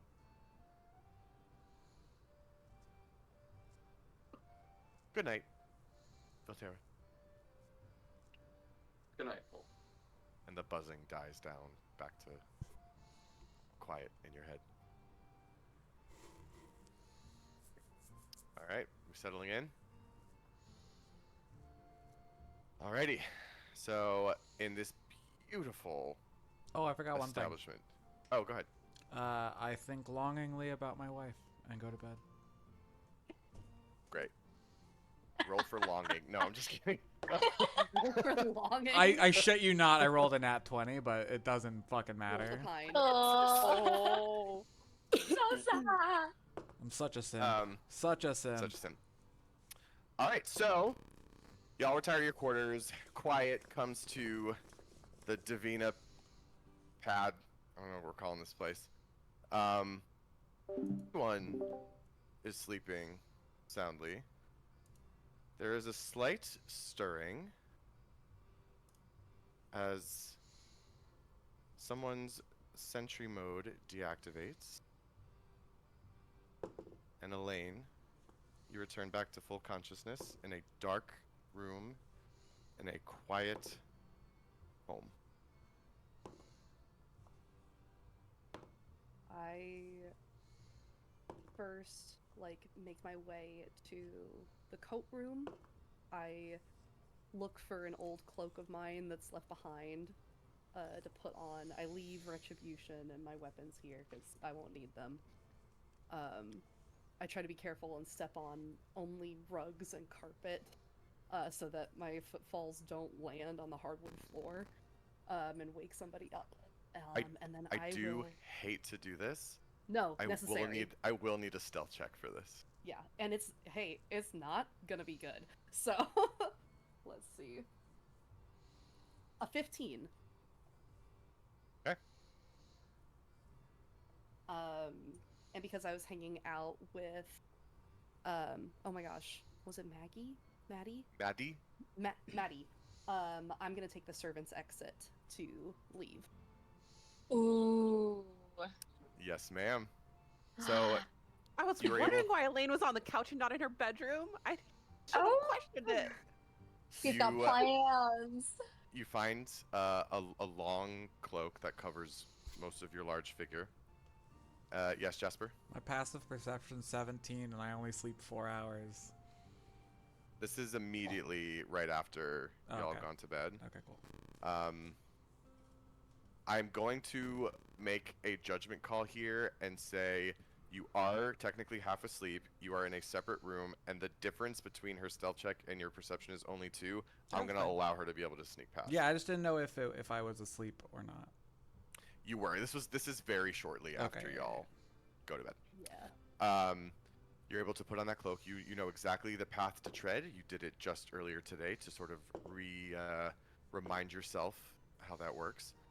You make your way out to the very quiet streets of Hallowsight Hill, and you walk out into the evening. It is a quiet night. It is a still night. It is a beautiful evening here in the capital.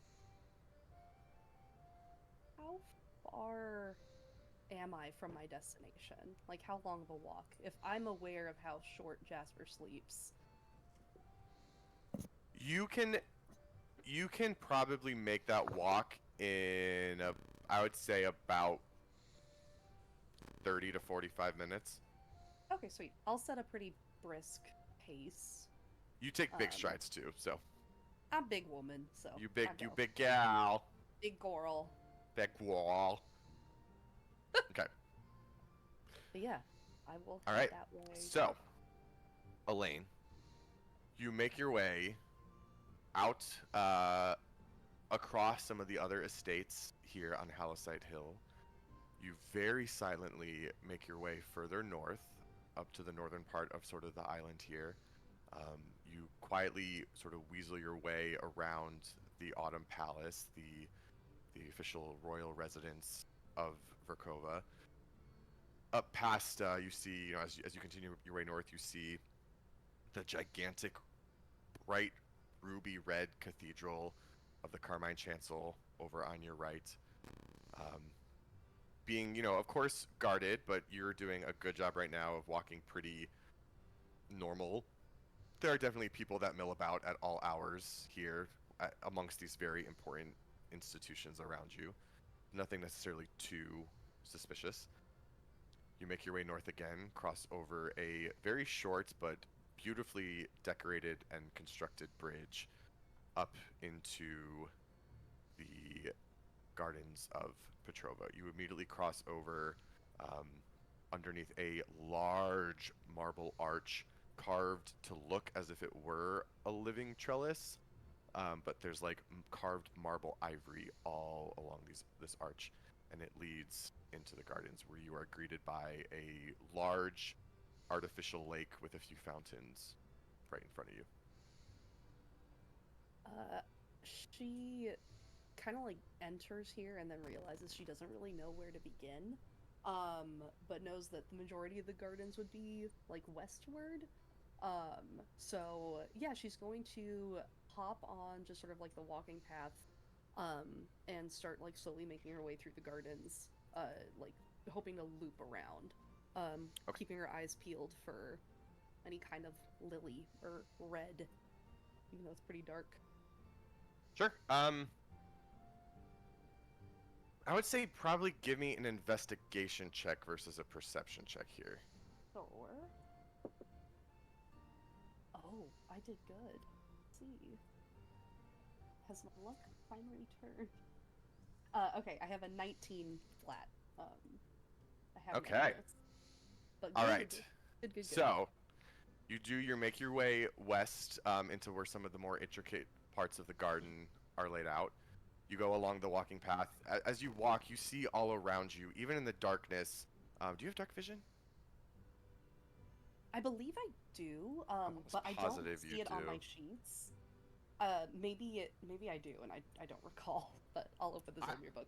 I made the race. You have dark vision, so Okay, yeah, I'll add that to my deciding sheet now. right now. So as you're walking through the Did- gardens, there's all sorts of beautifully cultivated plant life around you. You even see that in a couple of cases.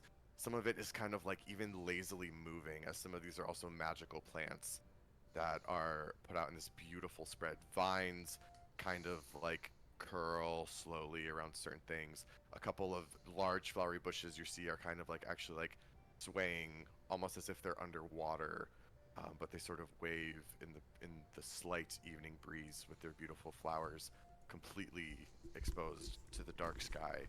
Um, as you make your way around, you do notice you do a little bit of a double take at first because you didn't even see it until you sort of like, wait, is that what I think it is? Tucked in a back corner, almost back amongst the large stone wall that encapsulates the gardens, you see a small but almost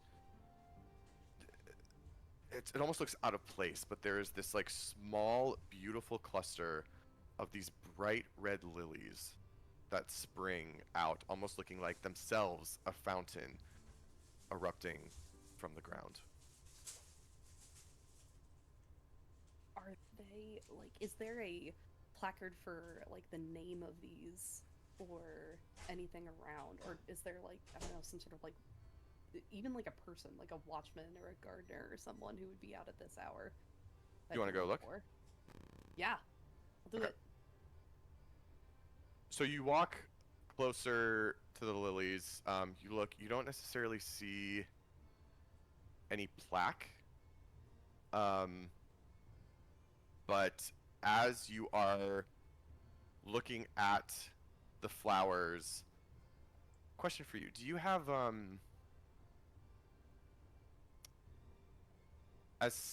sentry?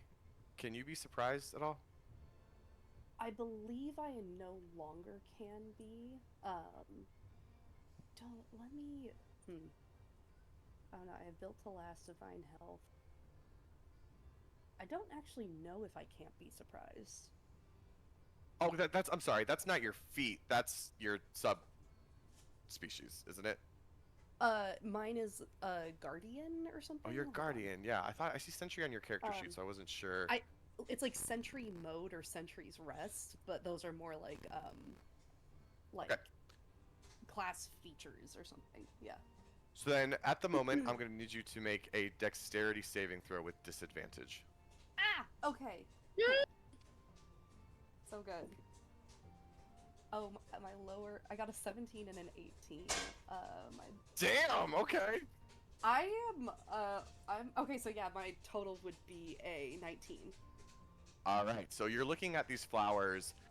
It is at the last possible second that you hear a rustling that is too aggressive to just be the breeze.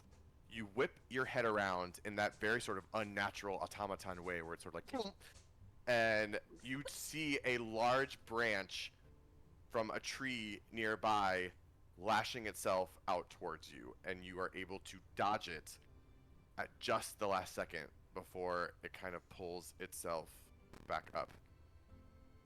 Almost got whopping willowed. Okay.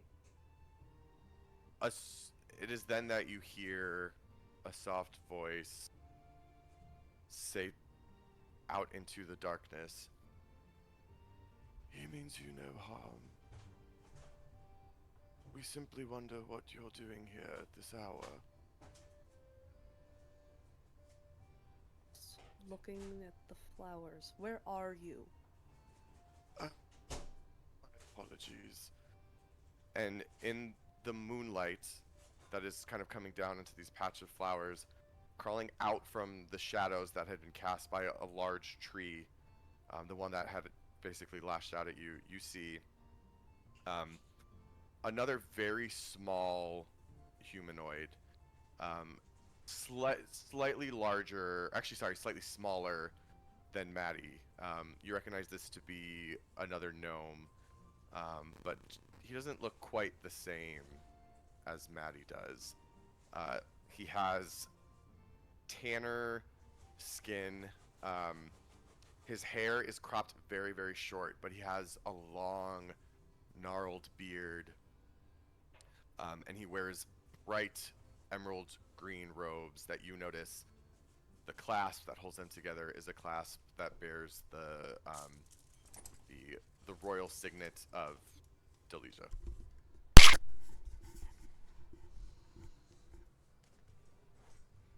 I'm Could sorry. I ask how we can help you this evening? I just wanted to know what these were, and I'll point over to the red lilies. He looks at you for a beat, and he goes, "We have many impressive specimens here in the gardens. May I ask why you bear curiosity to these in particular?" Have a vague memory. They have sentimental value. He looks at you again for a beat, perhaps a beat longer, and he goes, "They have sentimental value for me, too. They were gifted to the gardens here by someone who was a dear but brief friend.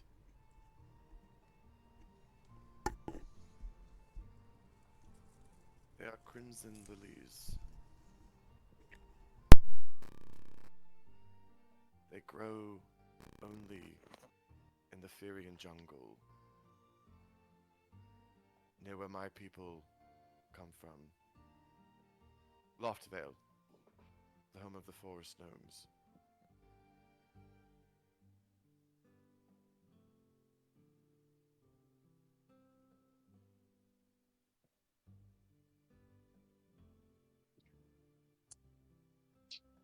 Thank you for. I have more questions, and I don't know if they are the right ones to ask. Oh, Ooh. please, as the royal gardener of the gardens, it is my duty to inform and educate the public. And he kind of like looks around, no matter the time or place. Am I trespassing? I did. The gate was open. Technically, the gardens are owned by every citizen of Delesia, and as such are to be enjoyed at any time.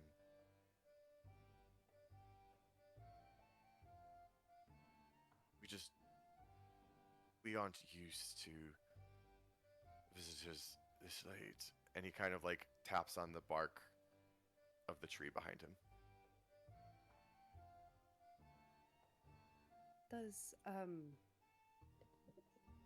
is Skullwick a name of any significance to you? Alwick. No, I can't say I've heard that name before, but I've heard many names, and sometimes they simply fall out of my head. I get that. What about yours? He takes a slight bow, and his beard kind of like rustles around as he does that, and he goes, "My name is Gem. As I mentioned, I am the official gardener of the Gardens of Petrova. And what is your name? Elaine. Elaine. And then he taps the bark behind him again and he goes, "This is Taliu. He's my best friend and security." And the tree shuffles a little bit again, and it actually rotates its trunks ever so Aw. slightly, and you see two large brown eyes. Aw. This is a treant that Oh, you Oh, currently see. he's extremely good at his job. So, pardon me for potentially being too bold, but you said these flowers, they bring sentimental value to you.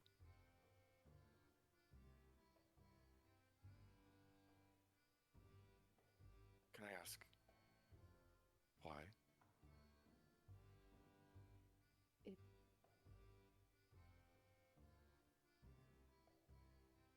I remember one in a vase from the last time I saw who I've been referring it head to as my parents. It is the last memory I have of them alive. He nods slowly, as if he's sort of contemplating your answer. And he looks at you and he goes, "Well, you certainly don't look like a gnome." No. Oh, figuring out what I am.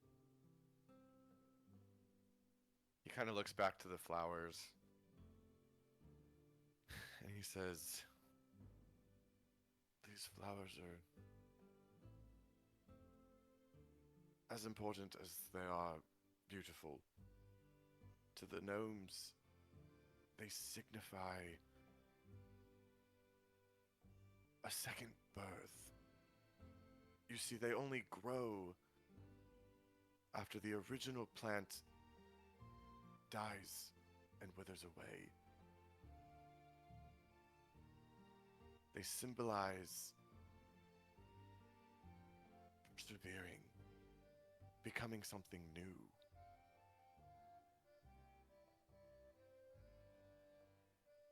As I said, they were gifted to me and the gardens by a good friend of mine." And you can see he's starting to get kind of lost in memory a little bit. And he says, "Years ago, a young woman came to the gardens. She didn't share much about herself, but, well, I guess I didn't ask. She wanted to learn more about the plants here and even some of the animals. She asked a lot of questions. She wanted to know," and you can see he sort of hesitates for a second and he looks at you. She wanted to know everything about them. How to tend for them, how to care for them, how to work with them, how to have them work for her, how to harness the power of nature. He hesitates again. "I have some skill that I take with me from my home. It's what makes me a capable gardener. It's why they allow me to use my talents when others like me are even persecuted here in the city for these skills. I taught her much of what I know. She was a strong student. She picked it up quickly. It was astounding, actually.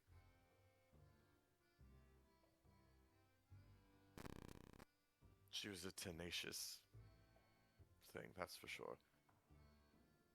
She was a child of the city, but her heart was with nature. She didn't shy away from getting dirty. And she was a fighter. Like most of the life here in the gardens, she fought. One time, she caught a group of boggles attacking a cardinal nest. She saved it. Took a scar to the face. She refused to let the healers heal it. She said it made her look more tenacious. And those cardinals came back to thank her every single day. She brought me these lilies as a thank you for my teaching, but not long after, she disappeared. She stopped coming to the gardens. She had spoken about wanting to help the trees beyond these stone walls. Apparently, she said she tried to make others in the city understand, but well, they didn't listen to her, so she said she would go somewhere where they did. And I never saw her again.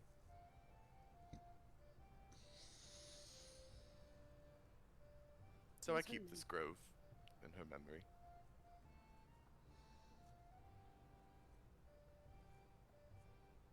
It's a good gift. She gave this old gnome the gift of friendship, companionship. It's the least I could do in return. What was her name? Esmeralda.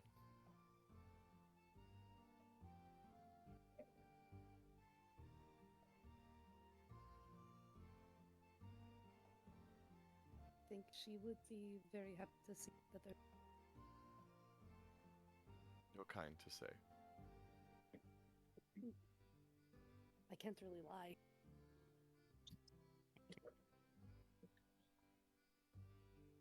The city could use more people like you. The city could use just less people in general, but He lets out like a big hearty laugh at that.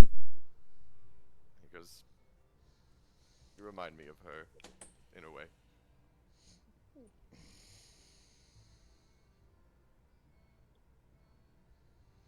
I guess thank you for, keeping your friend from killing me and telling me about the flowers. Yes, no. Tally you would never kill, just severely maim. That's pretty rough.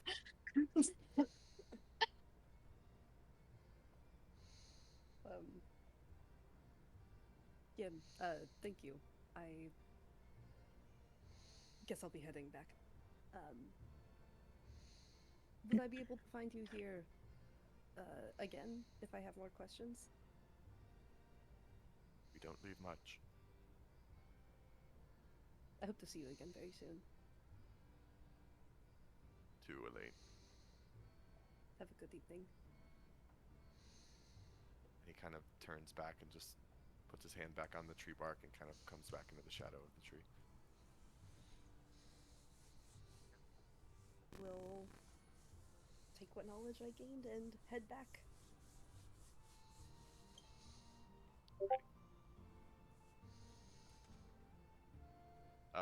For sake of simplicity, you make it back pretty easily. Again, nothing to disturb the peace too much.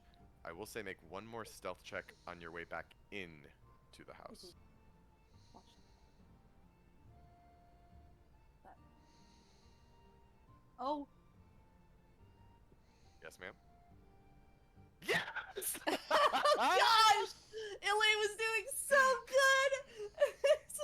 Oh god! Oh, I'm Yes! so upset. Come Yes! on! Come Hits the on! ground in these She parts. wakes everyone. Just Yeah, it's a rocket.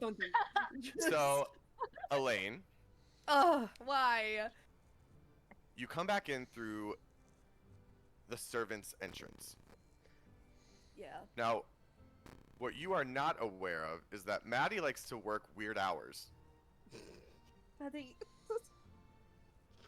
You come in through the servant's entrance thinking that that part, at least in particular, is not where you need to be on full stealth mode.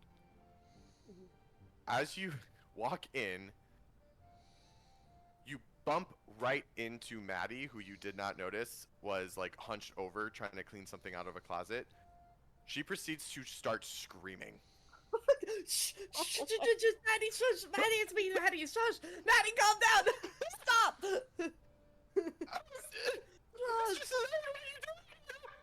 I was on a walk. I'm sorry for scaring you. Oh God.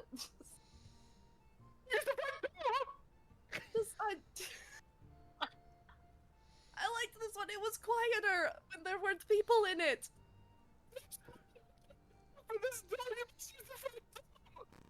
Maddie, sorry. I just. He has a heart attack and dies. God. I think killed that is Maddie. what gives me a level of exhaustion. You I killed think Maddie. that interaction. Oh God. She was, I assume we hear that. yes, you are all awoken by The whole screaming. block heard that. Oh my God. I'm goes- sleeping up here. Please, is there anything else I can get you this evening before you retire? Want me to leave for the evening? Nope. I'm going. Yes, okay. I'm going. I apologize. Have a wonderful evening, Mistress Elaine. You too. Please remember to breathe. Just to go. Just go. I was gonna say, I feel like you see Davina coming, running down the stairs. I feel like Sal's probably Sal, like right yeah. behind her. Yeah. I'm right behind you, yeah. Hair disheveled, like 2 daggers in my hands as I'm running.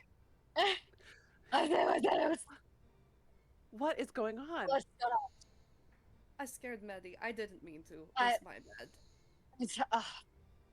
Are you? I look you over, Elaine, like for injuries to make sure that you're okay. Are you still wearing the cloak? Fuck, probably, yeah. Oh, I look at Dad. Someone's been sneaking around. What? The question is, are gonna- you going or are you coming, Elaine? I'm coming in. Then Not- let's go sit Theo, by the fire. Theo, don't. Let's Elaine, let's go have a little early morning chat. I don't want to. I'll just grab your arm. Elaine, you don't have to say anymore, but was this about that vision you had? Yeah. And you don't want to talk about it?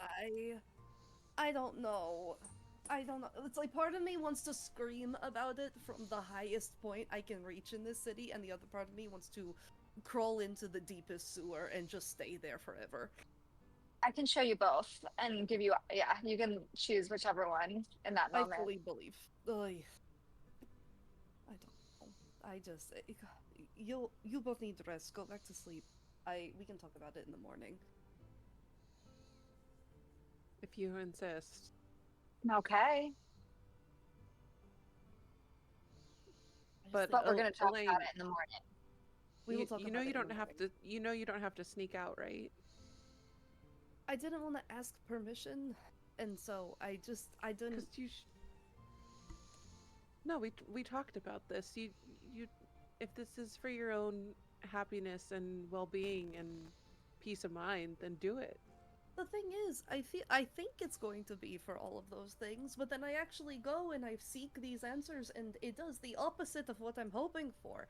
I'm just plagued by more thoughts when I go into Sentry's Rest, and there's just more thinking there of where my parents are, how long have they been dead, like, are their friends still in the city? Who am I at this point? I don't know. Elaine, It's just it's okay. It's okay. I think that's the most human thing you've ever said. Yeah. We all feel that way about certain things. We all overthink things. I don't want you to stress or worry about it. we can help you with whatever it is if you want to share, which is your prerogative. You can choose to share with us or not, but I know.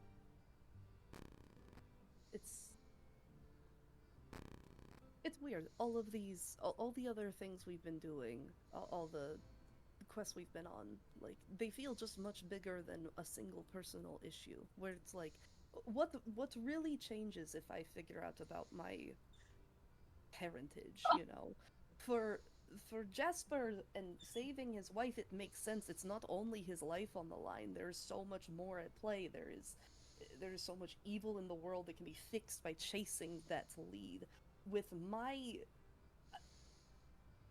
it's not important. At Elaine, that, Sal is gonna stand up on her tiptoes, and I'm gonna get in your face, and I'm just gonna be like, "You matter, Elaine. You've mattered to us for years, and so whatever it is you're going through, it matters. It matters as much as the big shit that we're trying to fix."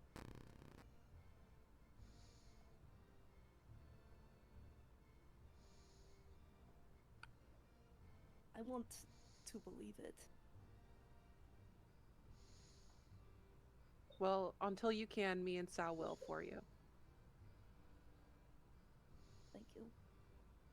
And just know that whatever this information is that you do or do not want, Sal's right. It is important and you do matter. It's a huge part of who you are, for better or worse.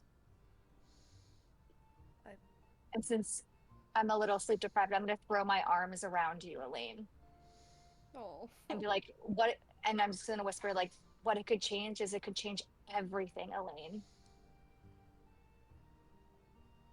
Give her a hug back. Roll for friendship. Oh. Nat 1, cause Davina's gonna like try not to like get caught.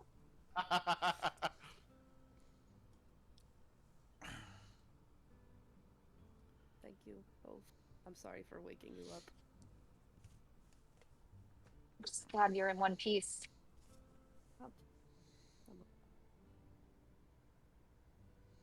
But seriously, we should get some rest. This is a lot. I want to make a Smosh joke, but only Theo would get it. I get it. That's right. Kate watched this much too. Are you ladies done chattering?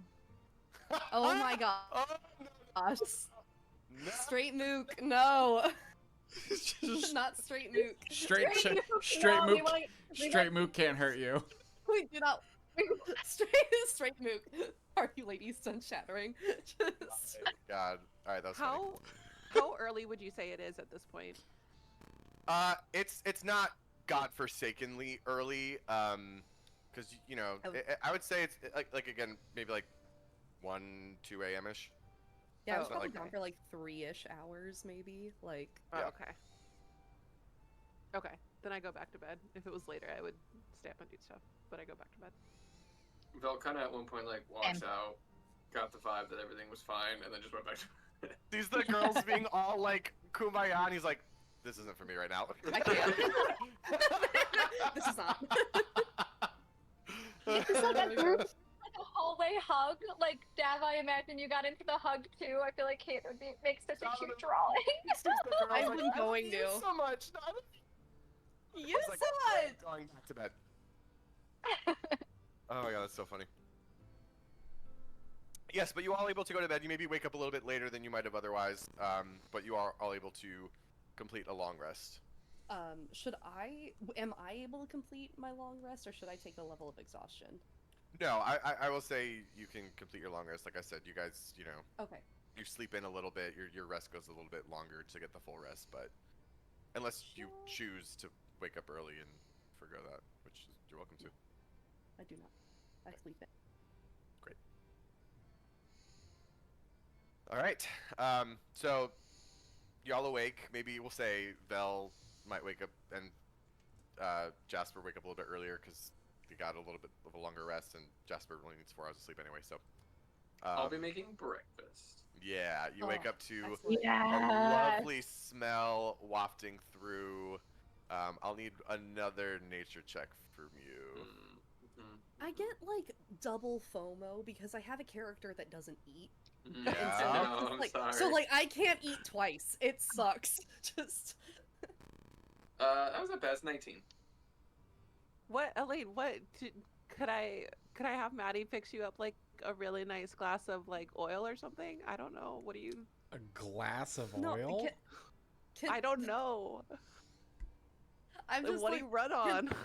can I just like Vibes. can I just like smell it while I'm doing can Do you have just, a like, nose? waft it under my nose? Wait, can you Yeah, smell? I have like You do I have have olfactory olfactory receptors. Yes. yeah. I have Yeah, olfactory then- receptors. Can you just like When wave Belle- it under my nose while I'm when finishing the Belle's sentence done, rest? I'll hold my plate under your nose like this. Hey, if it makes you feel better, wonderful. you know, olfactory senses is like 75% of taste, so you're getting most of the experience. Listen, Jasper, Jasper, I you haven't know- had my coffee, and it's just us. Elaine, were you gonna say the same thing? Yeah, I was about to say like, is it necessary indoors here, or just? It's just us. Drop It's it. like, hey, I met this. Hey! God. I really like Jasper. I do not like Mook. I don't like this man. Sorry to this man. Sorry to It's like this if it's coming from Elaine, it is Yeah, that's sincere and fair. heartfelt. Alright, fine. That is For sweet. me, it's just par for the course. But also, like, honestly, the smell is, like, mostly, like, 80% of taste, true. so It's true. you're not missing out too much. That's good. That's good. So- Okay. All right, first stop, get Jasper a gun in case we need to book it out of here. Well, I got Jasper's guns. got a gun. Wah, wah, wah, wah, wah. Yeah, while we're in the city, we have access to premium outlets. Do we? Are we going to do the we wanna outlet make any malls? up- I would like This is some it. premium potions, elixirs. Those could be good. They could be useful. Dad, what were you gonna say? No, I was gonna say, yeah, I think I would rather do a very quick shopping trip for whatever we need, anything we want to grab before we start making our stops in case something goes wrong. Yeah, I want to go to a Which gun. in I want to it- go to a gunsmith. Okay. Sal would probably know where that is. Yes. Oh yes. So so basically, what you guys are gonna be doing is you're gonna make your way back to the The works. There are all sorts of stores set around here. Davina, you would probably recommend to Jasper if he's looking for what he's looking for. There's a place called Pietro's Pistol Palace that he would want to attend. Did you just come out with that, or just? Yeah, I fucking did. That was so good. You put me on the spot, man, when you asked for Maddie's name, and I was like, I can't keep doing this. I will never be a DM ever. So what I have to do every fucking week. I love PH. This is why fucking Zad Rip happened or whatever the hell that Zadko, idiot's name is. Zadko. Zadko. Wait, This is wait, this is okay, why Zadko yeah. happened. Zyko lives forever and ever. Is that Brad Chad? Is that our Brad Chad table? Brad Chad. Brad Chad, no, this was Zadko, Oh, the union organizer. I love Pietro's PP. And then Okay, so- he sent us to Zarlar. That's right. All the Z's. All the Z's. Zarlar. Ar nar Clear the Wartar. Alright. The Jasper, condensation. I've got the place for you. Pew pew. Pew, Pietro, pew, pew. Pietro's PP. Over our breakfast, we just go pew pew pew pew pew. Bada bing and bada boom. Hey, bada bang, bada boom. That one Alright, was funny. You so- gotta give me that one. That one was good. I will give you nothing. So you all make your way out of the house. Down I to will give the you nothing. works. All right. Down to the works. You make your way through. There's some really impressive shops in some of these parts. Like the first part you see, think of it as basically like the Verkhova version of Saxford Avenue. I mean, there are like impressive shops with all sorts of like gadgets, beautiful clothes, jewelry. It's rodeo, baby. Literally, just like all sorts Ooh. of stuff. And then you turn a corner, and the shops get a little bit less impressive. And tucked away on an alley, you see not a fancy sign, but a bunch of hand-painted letters on sheet metal hanging up above a door. It says Pietro's Pistol Palace. I love this. I'm picturing like an 80s Vegas neon sign that like. Oh yeah, I'm moves walking into with, a like, pawn the- shop for sure. I'm picturing like a metal sign in like a backwater town that has bullet holes in it. Mm, Mm-hmm. I mean, both are true. Both could be true. I'm walking into Pawn Stars right now. All right, let's do this. All right, you walk in. Yeah, as Mook. All right, so you walk in, sure, as Mook. It's a little small of a place, but you see there are like tucked along the back wall behind the kind of cashier area. There are some sort of like enclosed and locked cases, glass cases you can see inside, with a few different firearms. Some of them appear to maybe be like antique or older, maybe more collectibles. Then there's another case that has some more practical firearms. There are a few sort of service shelves outside in the store area with ammunition, sights, like other things kind of set up. And then you hear sort of like crashing and thrashing from the back. And then you hear the voice before he even makes it out into the store. He begins his spiel before he's even in sight of y'all. But you hear, "Hello, welcome to Pietro's Pistol Palace. You shoot, we score. What can I do for you?"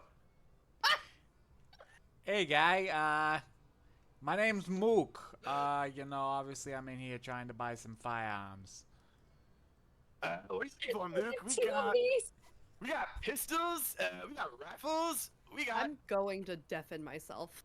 pistols that look like rifles. Volume's Yeah, going lots. down. Both of you. We got lots of bullets. What do you for, my guy?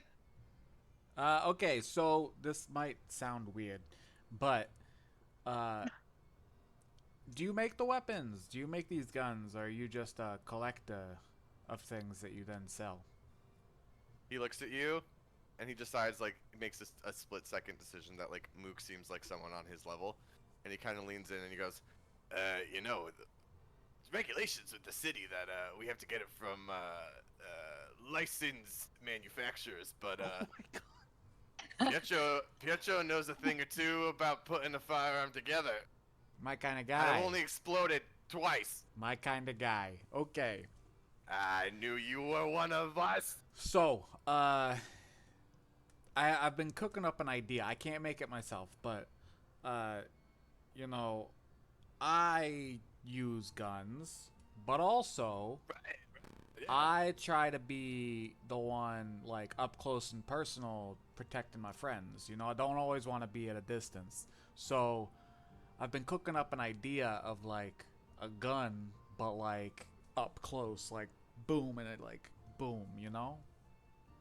And boom. And It's And like boom, boom, boom. it's like short range, but like widespread. I look at Sal and I'm like, I swear they're speaking another language. So let me get. So okay, you don't want a gun that's like. You want a gun that's like. Exactly. Yeah. You're picking up what I'm putting down. I'm dying. Yeah, man. Yeah. You know.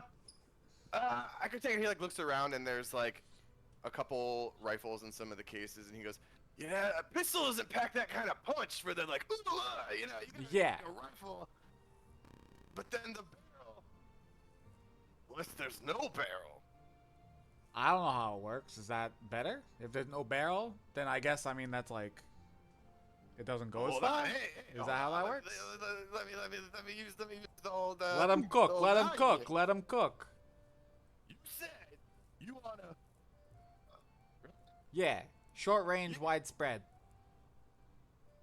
Get you a rifle without a long range guide So the aim's gonna be pretty shit, my man. But there's gonna be a lot of boom and a lot of space. That's exactly what I'm looking for. What's it gonna cost me? Yeah. Well, let me think. Gotta get the parts plus the labor. I'd say 50 gold pieces. Yeah, I can do that. That's fair.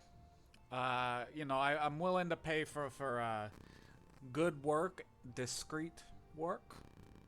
You know. Okay, so actually above game, you said there's like sights and things. Would any of that have like a mechanical advantage if I also bought those kind of things, or was that more just for flavor? For the sake of you're good, we're gonna say no. It does not have mechanical advantage. Oh my god. We are not gonna build a fucking Frankenstein rifle that adds a plus 37 to your shots. Oh my god. It's not metagaming if you let me do it. Okay. That's why I'm not letting you do it. Okay. I will. Yeah. So that sounds good. Is it gonna use the same kind of? It's gonna use just like rifle ammunition, or? No. That's a good point. Yeah, rifle bullets. They're sharp. They're narrow. They're pointed. They're meant to go long distances. That's not gonna work. Let me think.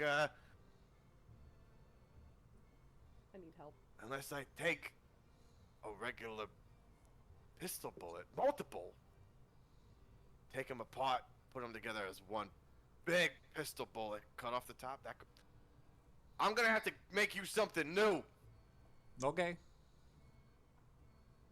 but I think I can make it work. Hey man, you let me know. I'd like as much of that ammunition that you can make in the next day, and that gun, and I got plenty of gold waiting for you.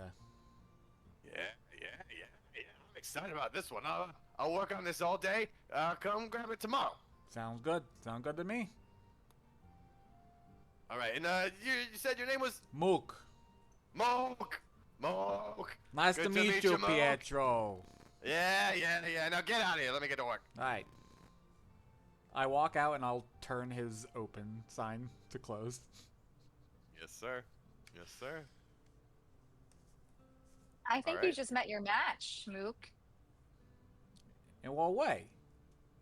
You think he's better than me? Is that what you're saying? I mean, he probably is. Only time will tell. I don't know how the fuck these things work. I just use them. Okay, who's next? Who are we shopping for next? Well, I would like to get some magic potions and also go into a weapons shop. Maybe get a new fancy dagger. You love your souvenirs. I do.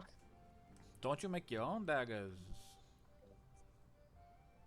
I mean, as we learned at the stone catastrophe moment, my psychic daggers don't work on everything. That's true. That's true.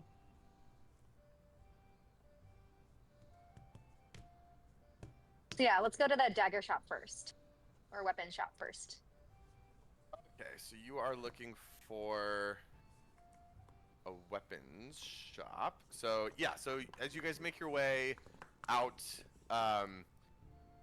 there is, you make your way back a little bit towards the nicer part. You're not going quite back to Rodeo, so to speak, but there is a weapons shop not too far around called Get to the Point, and That's so freaking. Oh, so it's That fine. is so good. So it's okay when you do it.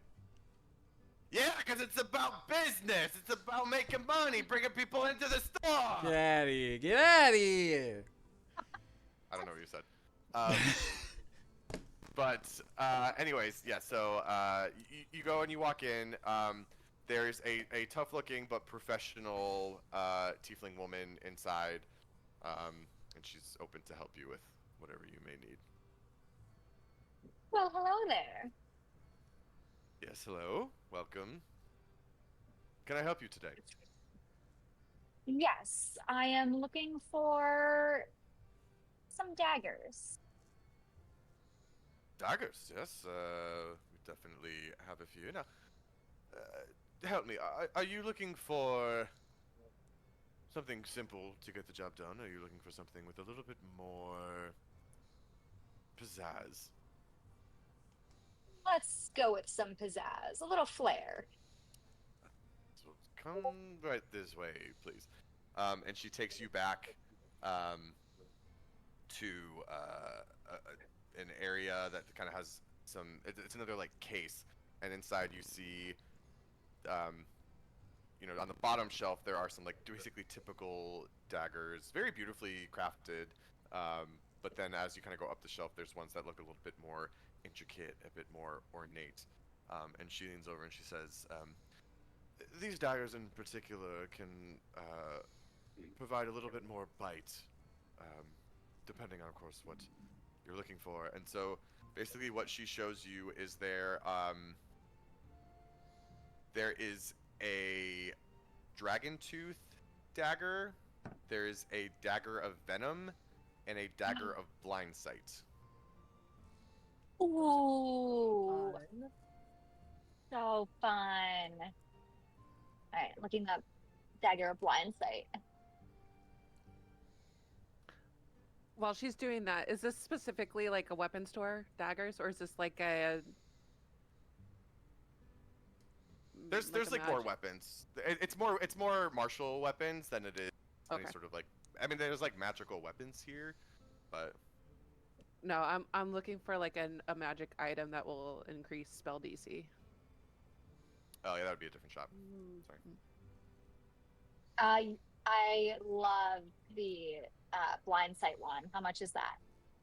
Yeah, so the blind sight dagger runs for 2,500 gold pieces. Ooh, Oh, and the others, what do they run for? It seems a little high. She looks at you, she kind of scoffs a little bit, and she goes, "Well, we have a wonderful selection of more simple daggers on the shelf below." No, the ones with pizzazz are what I'm looking for, but your prices are not comparable across town. I think if you were to look, you would find they are quite agreeable. Anyways, the dagger of venom runs for 1,500 gold pieces, and the dragon tooth dagger runs for 2,000 gold pieces. How much was the blind sight one? 200? 2,000. Yeah, I can't help you with that, babe. Hey, guess what? I got a shotgun for 50 gold. nice. Nice. Okay, maybe a little less pizzazz. One tier down from those daggers. I'm afraid that I don't have much else in terms of range between pizzazz and not pizzazz. Okay, how much are your daggers that are not have zero pizzazz? They for about 20 gold pieces each. 20. Well, Well, Well, well. Do you have a sack on a stick? for 5 gold pieces. I look over at Vel. Could I have 2 of your gems? You don't know he has gems. Get out of here with that. yeah, don't you have some of your own? Wait, how much gold do you have in? Leah, what's your equivalent? How much do you have? Yeah, I don't How much think you got? know. I don't think you know that. Nope. You just know that I've given them to people before. I think only me and you were there when you got them. Yeah. Yeah. But you have seen me give them to people. But yeah, That's you don't know how much I have. I mean, I absolutely do not have enough for that. If that's what you're asking. Can I look at the shopkeep and help out Sal and just be like, I don't mean to insult you with this at all, but this woman here is a professional, a very good professional.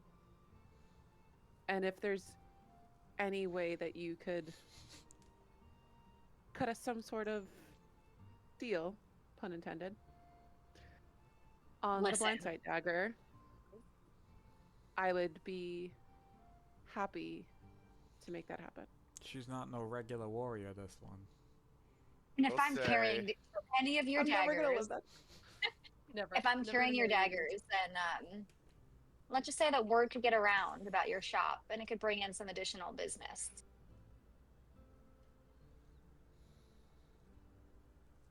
Davina, make a deception check with advantage because Violet is helping you. Yeah. 20, no, with a or advantage? With advantage. 25. Oh. Oh. Okay. She looks at you and she goes, "A professional? Are you a huntress?" Of sorts. She works for the Sinclairs. Oh. Oh, yes. Well, she looks like a little conflicted. She's like, well, I'm afraid there's not much I can do in terms of the blindside dagger. That is one of my most important pieces. But would you be interested in another sort of deal? I look at Sal. Tell us more. She goes and behind the counter and she pulls out this like very beautiful, fancy leather armband that kind of like goes like up the lower part of the arm, and it has her logo embossed on the leather, as well as this like beautiful image of a dagger that sort of like comes down to a point at the wrist.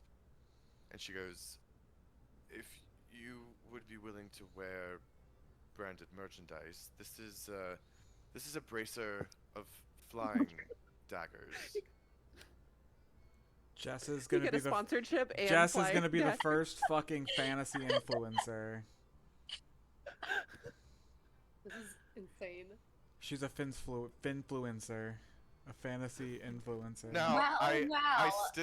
still, it would be criminal of me to part with it for free, but I'd be willing to give it to you with agreement of your help with advertisement for 500 gold pieces. Oh, now you're speaking my language. Typically for my services, I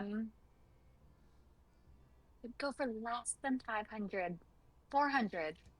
Sal, if I recall, you have some gems that are a little bit more worth more than that. No? Not in my inventory. I thought you got some at the tower. The top of the mountain. No? I don't think so. I don't remember. I didn't track it. I have 445 gold. Yeah, I have 402. You have 445 gold? There's no way you don't. There's no way you have only 40 more gold than me. Yeah, that's impossible. You've been hounding it. Just Guys, I have 4 gold. You definitely. Wait, have, you- what's up? you definitely have more than that. You didn't add the. You didn't add the gold that we got from whatchamacallit. The I didn't take any of it. Oh, you didn't. Dawnbrook? Yeah, Donbrook. Oh. Yeah, I so then. think Jasper, I think you have all that for me. Oh. 500 is a great deal. I'll reach over to Wonderful. shake on it. She'll reach out, she'll shake your hand, and she'll say, "It was a pleasure, and don't forget to get the name out there best you can. Send your friends. You know I will. So you hand over 500 gold.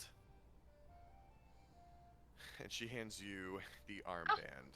So the way that the bracer works, it requires attunement, so you're gonna have to attune to it at some point. As an action, you can pull 2 magic daggers from the bracer and immediately hurl them, making a ranged attack with each one. They vanish if you don't hurl it right away. The daggers disappear right after they hit or miss, but the bracer never runs out of daggers. This is so sick. This is amazing. That's a Where's steal, where's the girl. other 55 gold coming from? Did we ever decide that? She was saying you missed some from the. You gave She never picked Yeah, up you gave me the the portion. Dawnbrook. No, Jasper has my gold Yes. from that. Oh, But I she assumed that would- I took but- it. I I would have taken could, it. Why? What? Because she's scared. Does nobody have it in their inventory? I have 4. No, I could spot her for sure. I have plenty to spot her with if you need Okay. stuff. Yeah. All right. So, You spot your girl. Jasper, you have it have. because I got the gold and then I distributed it equally. Yes, we got. But if It was 200 each. I got Vel's 200, so I went from Yes. 5 Oh, gold I didn't to realize that. Okay. 405 gold. Yes. okay, okay. Well then, Okay, yeah. If so- I don't have that extra gold, then Dav, I'll need you to spot me. Okay, I can do that. It's just straight, just 50. What was 50. it? Mm-hmm. Okay.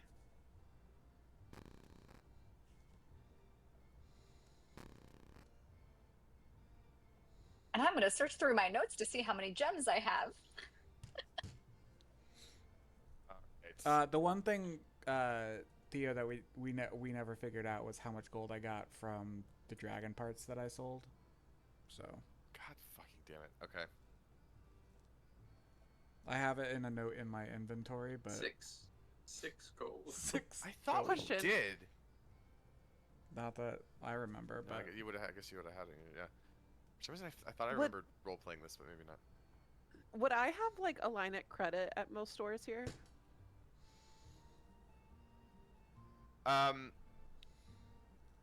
You, Carte blanche. a couple of them. You would also have access to an account, like there'd be like a bank that you could probably go to that has gold here. But Okay. the stores that you have credit at are probably the more fancy hoardy stores, and not like Pietro's Clothing Crystal and- Palace or yeah. a sword store. No. Just wanted Okay. to see what I could get. then how Yep. about this, Theo? How about I still just have the dragon parts, and then I want to go to an armory because I want a shield and see if I can haggle for a shield with my dragon parts. That's fine. Okay.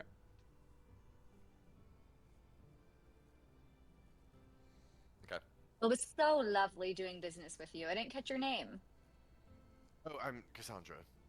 Cassandra. Sal.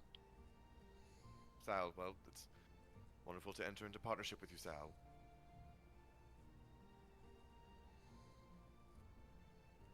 All right. Yes, well. Let's get back to it. Then she kind of like turns. Okay. Oxos. Where next? Did Val need books, or do you want to get that? I feel like you could just take some from the chancel, but Yeah, one of the things I was gonna do was just at some point I want to find like history books and books about just like the empire and the like what it's done, the work that it's done to like advance its technologies and stuff, written from obviously the perspective of the empire. So like Yeah. I would shining a assume more that would positive- be at the chancel. Like, he could find those at the chancel when we go to see Corbin. Like, they would probably have. So here's some clarification. So the chancel is the church. It's the grand cathedral of Verkhova. Okay. The Order of Xanthos and so the Meridian Council is their offices are housed in the chancel. because they're technically like servants of Velis. Like Velis is the goddess of innovation. She's the spark of Velis, right? Like the considered the founder of Riftwalking. So it's a way for certain like bodies of power to claim ownership over the order and the services that they provide. Cool. Interesting. There would be probably, so then there's the Imperial Seminary of Delesia. That's sort of like the Royal College, the main university. It's a big place of learning. There's probably a library there that you could try to find something. There's the Imperial Geographic Society, which is like a place of learning. There's lots of researchers, explorers, all sorts of people that have a history of going through the Geographic Society. They fund a lot of expeditions, stuff like that.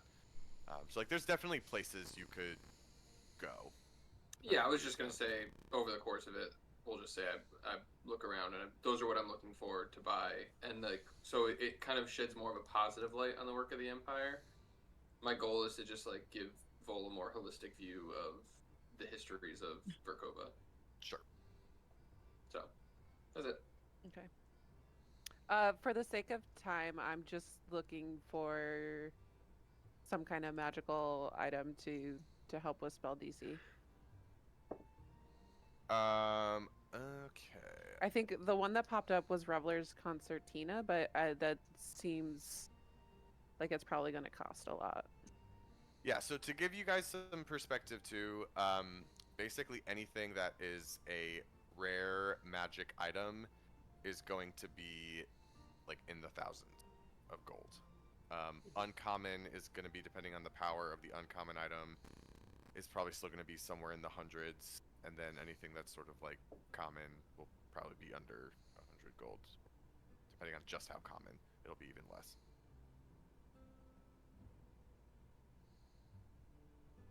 Okay.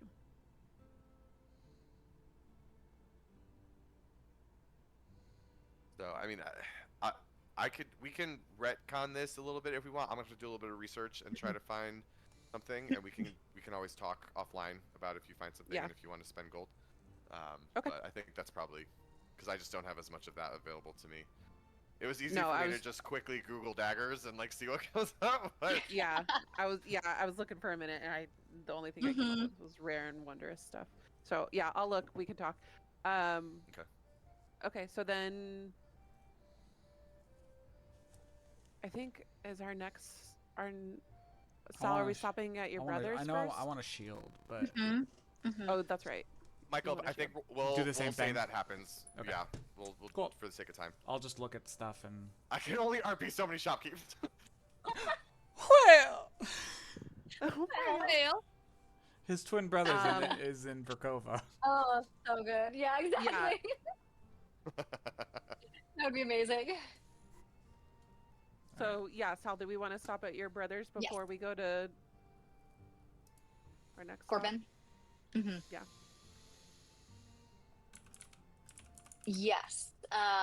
Okay, well, so again, to give you some clarification here, Arthur is still young. He lives with your parents, Sal. He doesn't live. Yeah. Oh, Yeah. So if we go, I'll need to like sneak around into his room, which is probably better done at night. okay. Oh, so you probably should have done that last night, but all right, then to Corbin, I had my I guess. sleepy time. My sleepy time tea really knocked me out. Yeah. To Corbin. To Corbin. All right. So, y'all make your way back across town. At this point, y'all are really getting sights of the city. Those who have never been here before. You're making your way back towards the central part of the city. Again, Corbin, who is the first apprentice of Novar, would have some sort of an office or an area in the Carmine Chancel, along with the rest of the Meridian Council. So you make your way back there. Elaine already got a little glimpse of this last night on her stroll, but as you make your way up to sort of this main grand square here in the central part of the city, you do see the Autumn Palace over on your left, but then across the way is a towering, beautiful, glimmering, ruby red cathedral with towers and parapets stretching far up into the sky. Think a little bit like, what is it, like the La Gran Familia in Barcelona, pretty much. Mm-hmm. Think of that, but Sagrada like, Familia. thank you, yes. Thank God, yeah. But Hasta like noche. basically bright red. The light hits it in different ways. There's like glass and crystal encapsulated in the towers, and so there are parts where the light kind of refracts and gives off like a yellow and orange glow, where it almost looks like flames are like on the tower itself. Even though, so they almost look like these like towers of flames, even though they are not. They are made of crystal. But there's like, you get there and you see there are large groups milling about. There's like a lot of tourists who are there to see this spot. And there's sort of like the ticket office, it seems, where people can get tickets to go inside. And then there's a few different entrances that are a little bit more low-key, that are meant for like people using the chancel for its more practical purposes.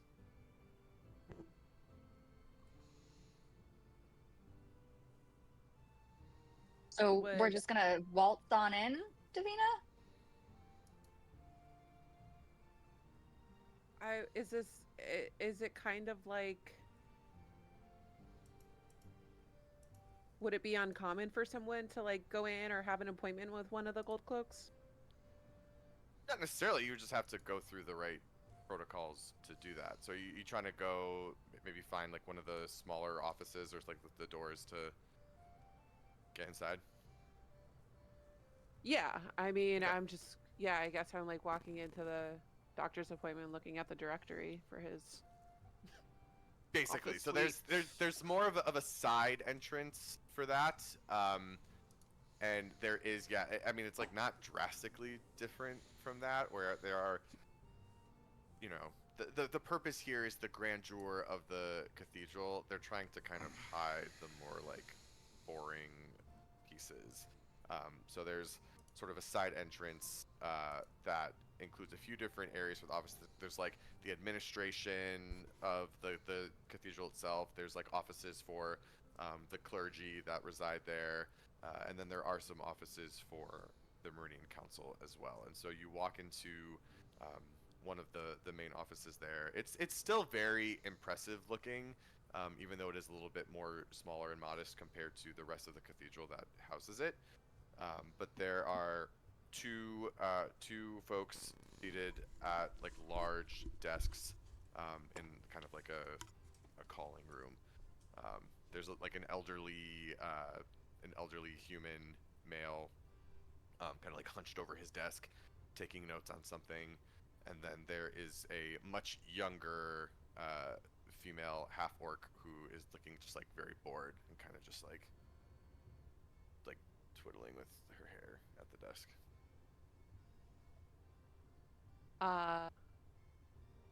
Were you gonna say something? No, I was gonna say, the female kind of like looks at you, and she's just like, "Can we help you?" I walk up with authority, like I'm supposed to be there. Yes, I have an appointment with apprentice Corbin. I need to know where his office is. Oh, Corbin, yes, and your name is Davina Sinclair. Sinclair. She like looks at a list in front of her, and she goes, "I don't see your name." Oh, yes. There's a note here. You seem to have a permanent appointment with Corbin.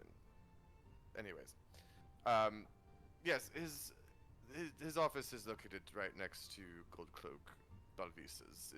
Follow it down the hall, fourth door on the left.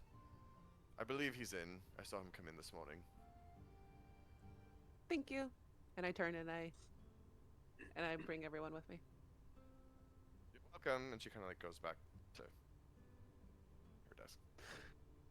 So you enter a hallway, not cramped by any means. Very generous. Again, it's a nice looking space. There's a few other kind of ornate, elaborate doors that signify the different members of the council and their staff.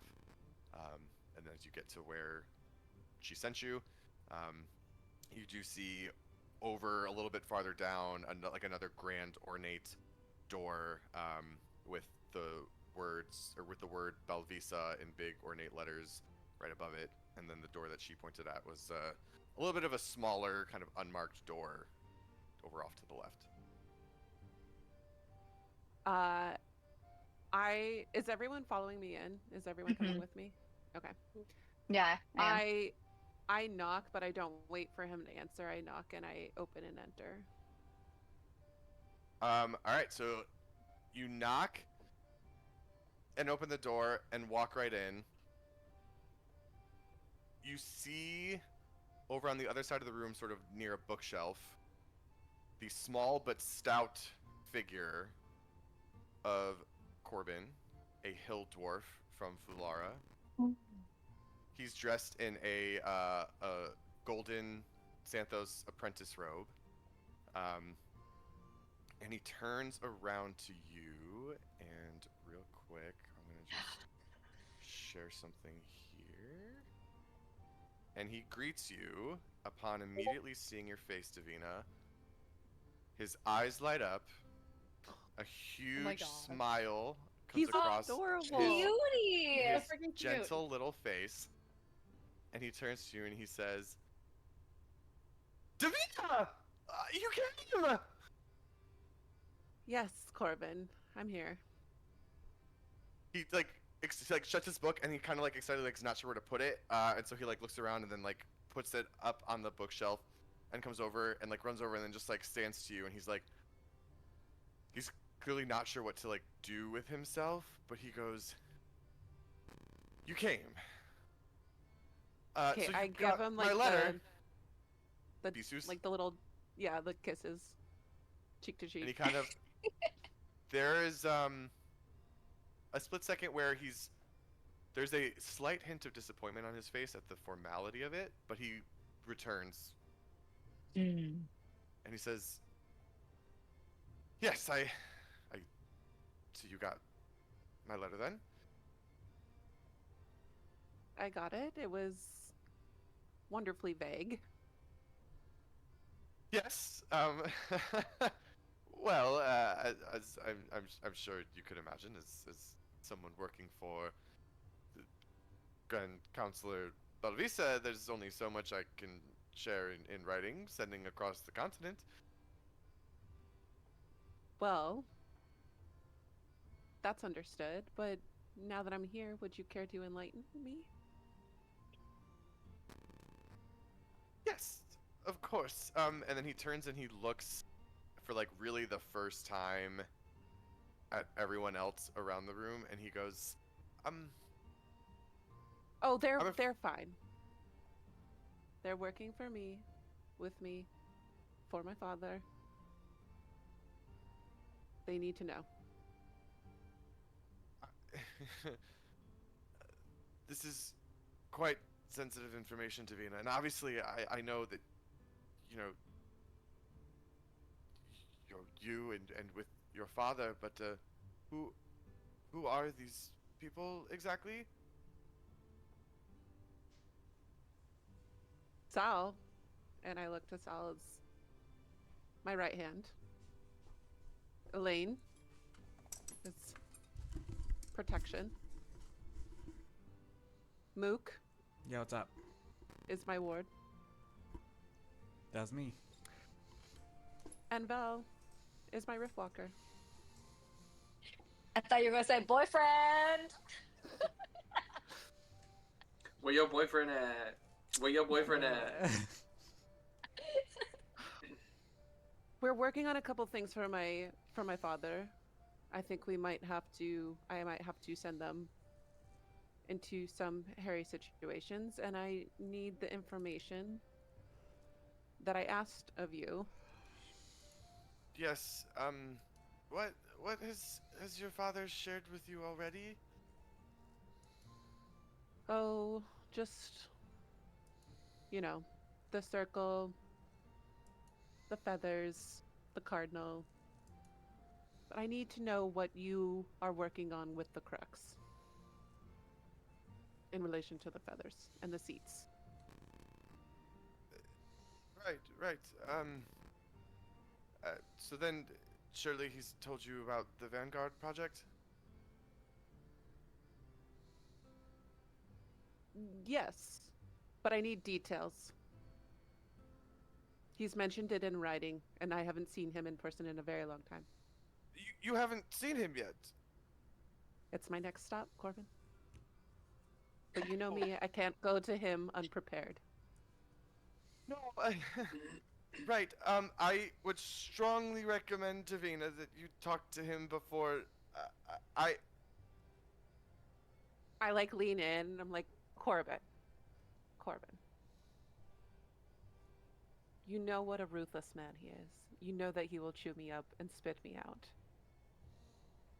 Please, for old time's sake. And I like click my metal arm as a reminder. Oh, Make that guilt persuasion trip, check guilt with trip, advantage. guilt trip. Yeah.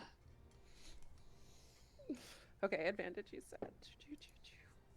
Persuasion 25. Ooh. Ridiculous. So he looks at you and his shoulders drop a little bit when he kind of looks at your arm. And he says, "Yes, I know the Duke can be trying at times. It's why I'm a little nervous. But, well, the Vanguard project, as you know, is the Empire's attempt at trying to do our best to get ahead of what's to come. The Crux crisis continues to get worse. Here at the Council and amongst the Order of Xanthos, there's a lot of dire outlooks. But I know you I'm sure you already know all of this from your father, but knowing that there's only so much crux left to harvest, obviously, you know, the Empire and the Federation have done a lot of work ramping up the extraction of what they can still manage, but an unforeseen outcome of this heightened production is, well, how we should say, instabilities, it seems. It's hard to quite pinpoint exactly why or how, but it seems when we remove large quantities of crux, maybe it's better if I demonstrate. And he kind of like takes, No. No demonstrations in close quarters here, please. You can tell us. No, not Bell not, is my rift walker. He will understand. No, of of course, Davina. I didn't mean a literal demonstration. More of uh, a visual mock-up example, so to speak. Okay. He goes over. There's a small tank, and he kind of starts to dig, and then he pulls something off of his desk, and he puts it in the tank, and it fills the entire middle part of the tank. And so there's water on either side, a few sort of like kind of plants and other like small aquatic vegetation in the tank, and this large obstacle sits directly in the middle. And he goes, Crux is very free-flowing in the land, of course, but it seems to want to stabilize itself in ways that we didn't quite anticipate. And when we remove a lot of it, he goes and he takes the object in the middle of the tank and he pulls it out. And the water that had been on each side slosh into the middle of the tank and fill the space where this object had been removed. And with it, it takes some of the aquatic vegetation, some of the other pieces, and they sort of like swirl until they sort of settle back into a space. And he goes, Crux, the energy, the quintessence, it's trying to move. It's trying to stabilize itself in ways that are going to be more difficult for us to counteract than anything we've seen before. The Hush Towers definitely aren't prepared to handle this sort of intensity, and so the Vanguard project is designed to be at the forefront, at the vanguard of our attempt to hold back the forces of nature. It's something that our ancestors did thousands of years ago, and it's time for us to take up that mantle for ourselves. And well, one of the things we're trying to better understand and better study is how this energy interacts not just with the inorganic world, but with the organic world as well. And so what we're trying to figure out is how do we protect ourselves literally from some of the worst of the quintessence and what's to come. It's been slow but steady progress until the feathers. So I'm sure, as your father has told you plenty, the feather, and his voice kind of quiets a little bit. The feathers from the seats of the Leans in. celestial. The feathers of the seats of the celestial, they're special. They themselves seem to possess a power to soften, dampen the worst of Crux energy. They take in the brunt of its force. We've been able to look at that and, well, start to figure out how do we possess that power ourselves. And so there's been a lot of work being done by me and others in the Vanguard project across the Empire to reverse engineer, so to speak, the power of the feather. And, well, apparently, some doctor in the Windswept Wilds was able to come to a startling revelation on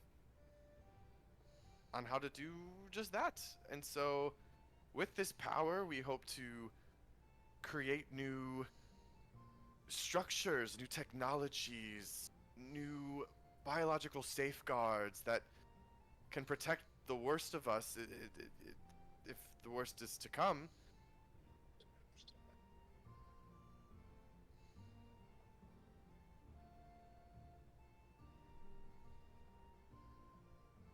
So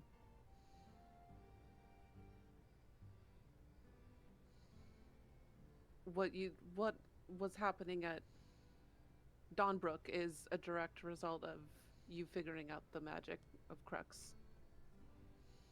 Well, yes, us and a lot of the team involved, trying to break it down to its core components and, well, build it back up in a way that serves all of the Empire. So then if you have these feathers, what do you think the other seats of power will do for it? The same? Well, his voice kind of quiets a little bit again. The feathers are just, well, Novar believes, the feathers are just one piece of the equation. You see, the Celestials are just one of 3 steward races. Each of these races possesses their own unique power over the natural world, and according to Novar's research, when all 3 of these powers are brought together, it could give us complete and total control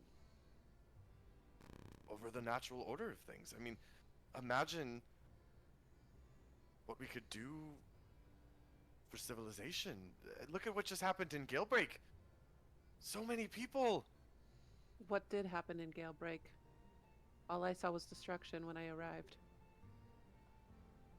We believe it to be one of these instabilities I mentioned. The Crux trying to correct itself.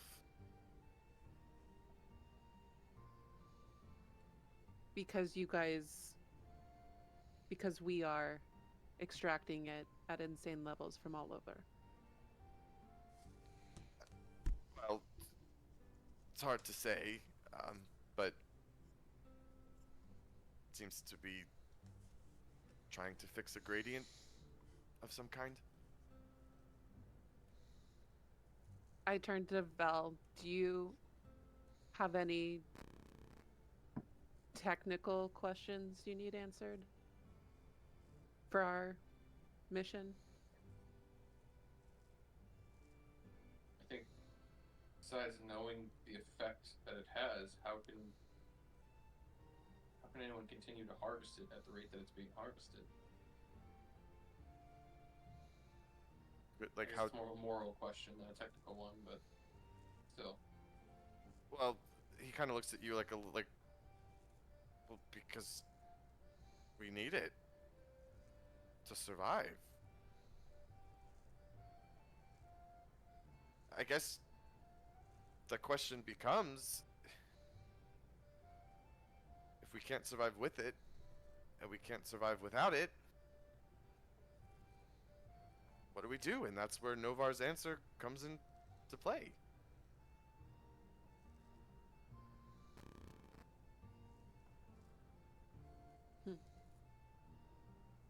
Well, that's for the two of you to figure out and share, and we'll get there.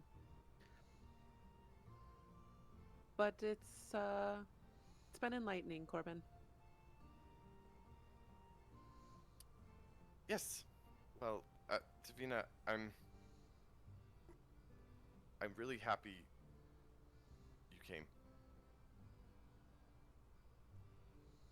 She like relaxes and like softens a little bit and says, I'm happy to see you too. He kind of takes a deep breath and steadies himself, and he says, I've thought a lot about how I could communicate this, and he kind of like looks around at everyone's in the room, and he's like, I didn't expect an audience necessarily, but I guess there's no better time or place.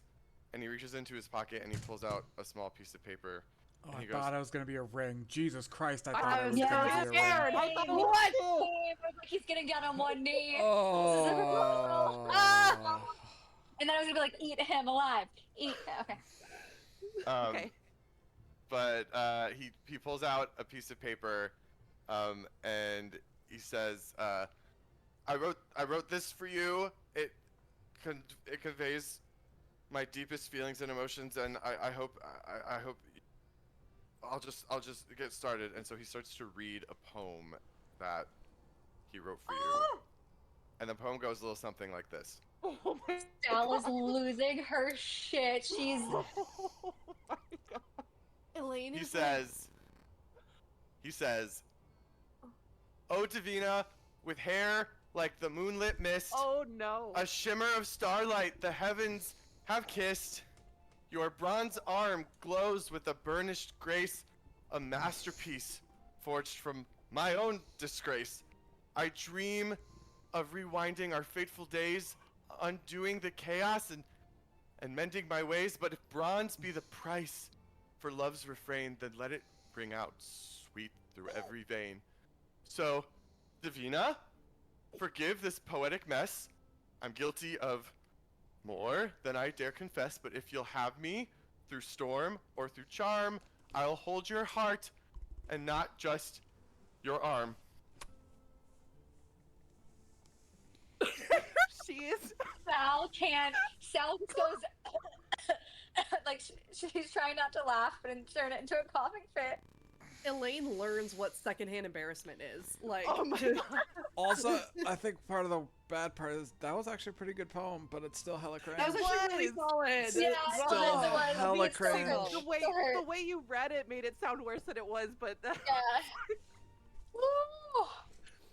Davina is like physically like I- a little uncomfortable. I'm just staring at Vel.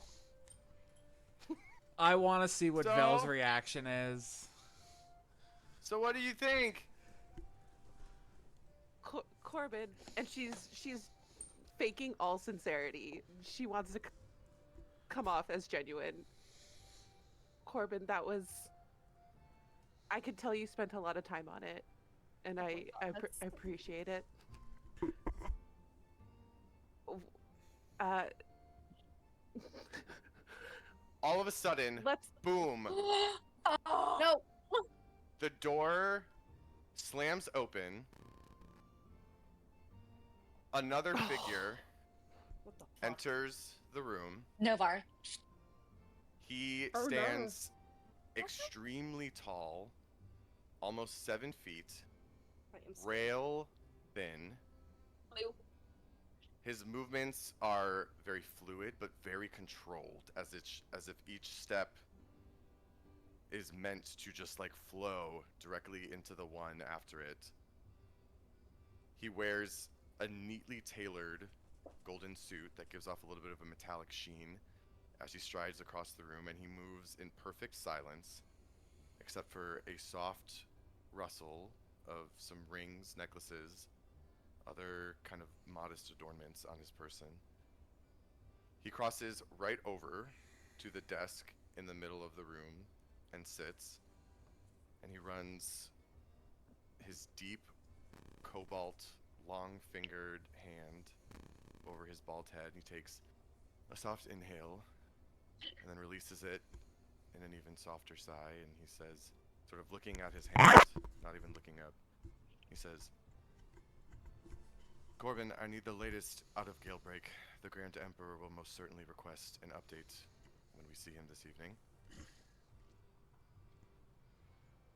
And sitting at the desk across from you is Meridian Council member Novar Valvisa.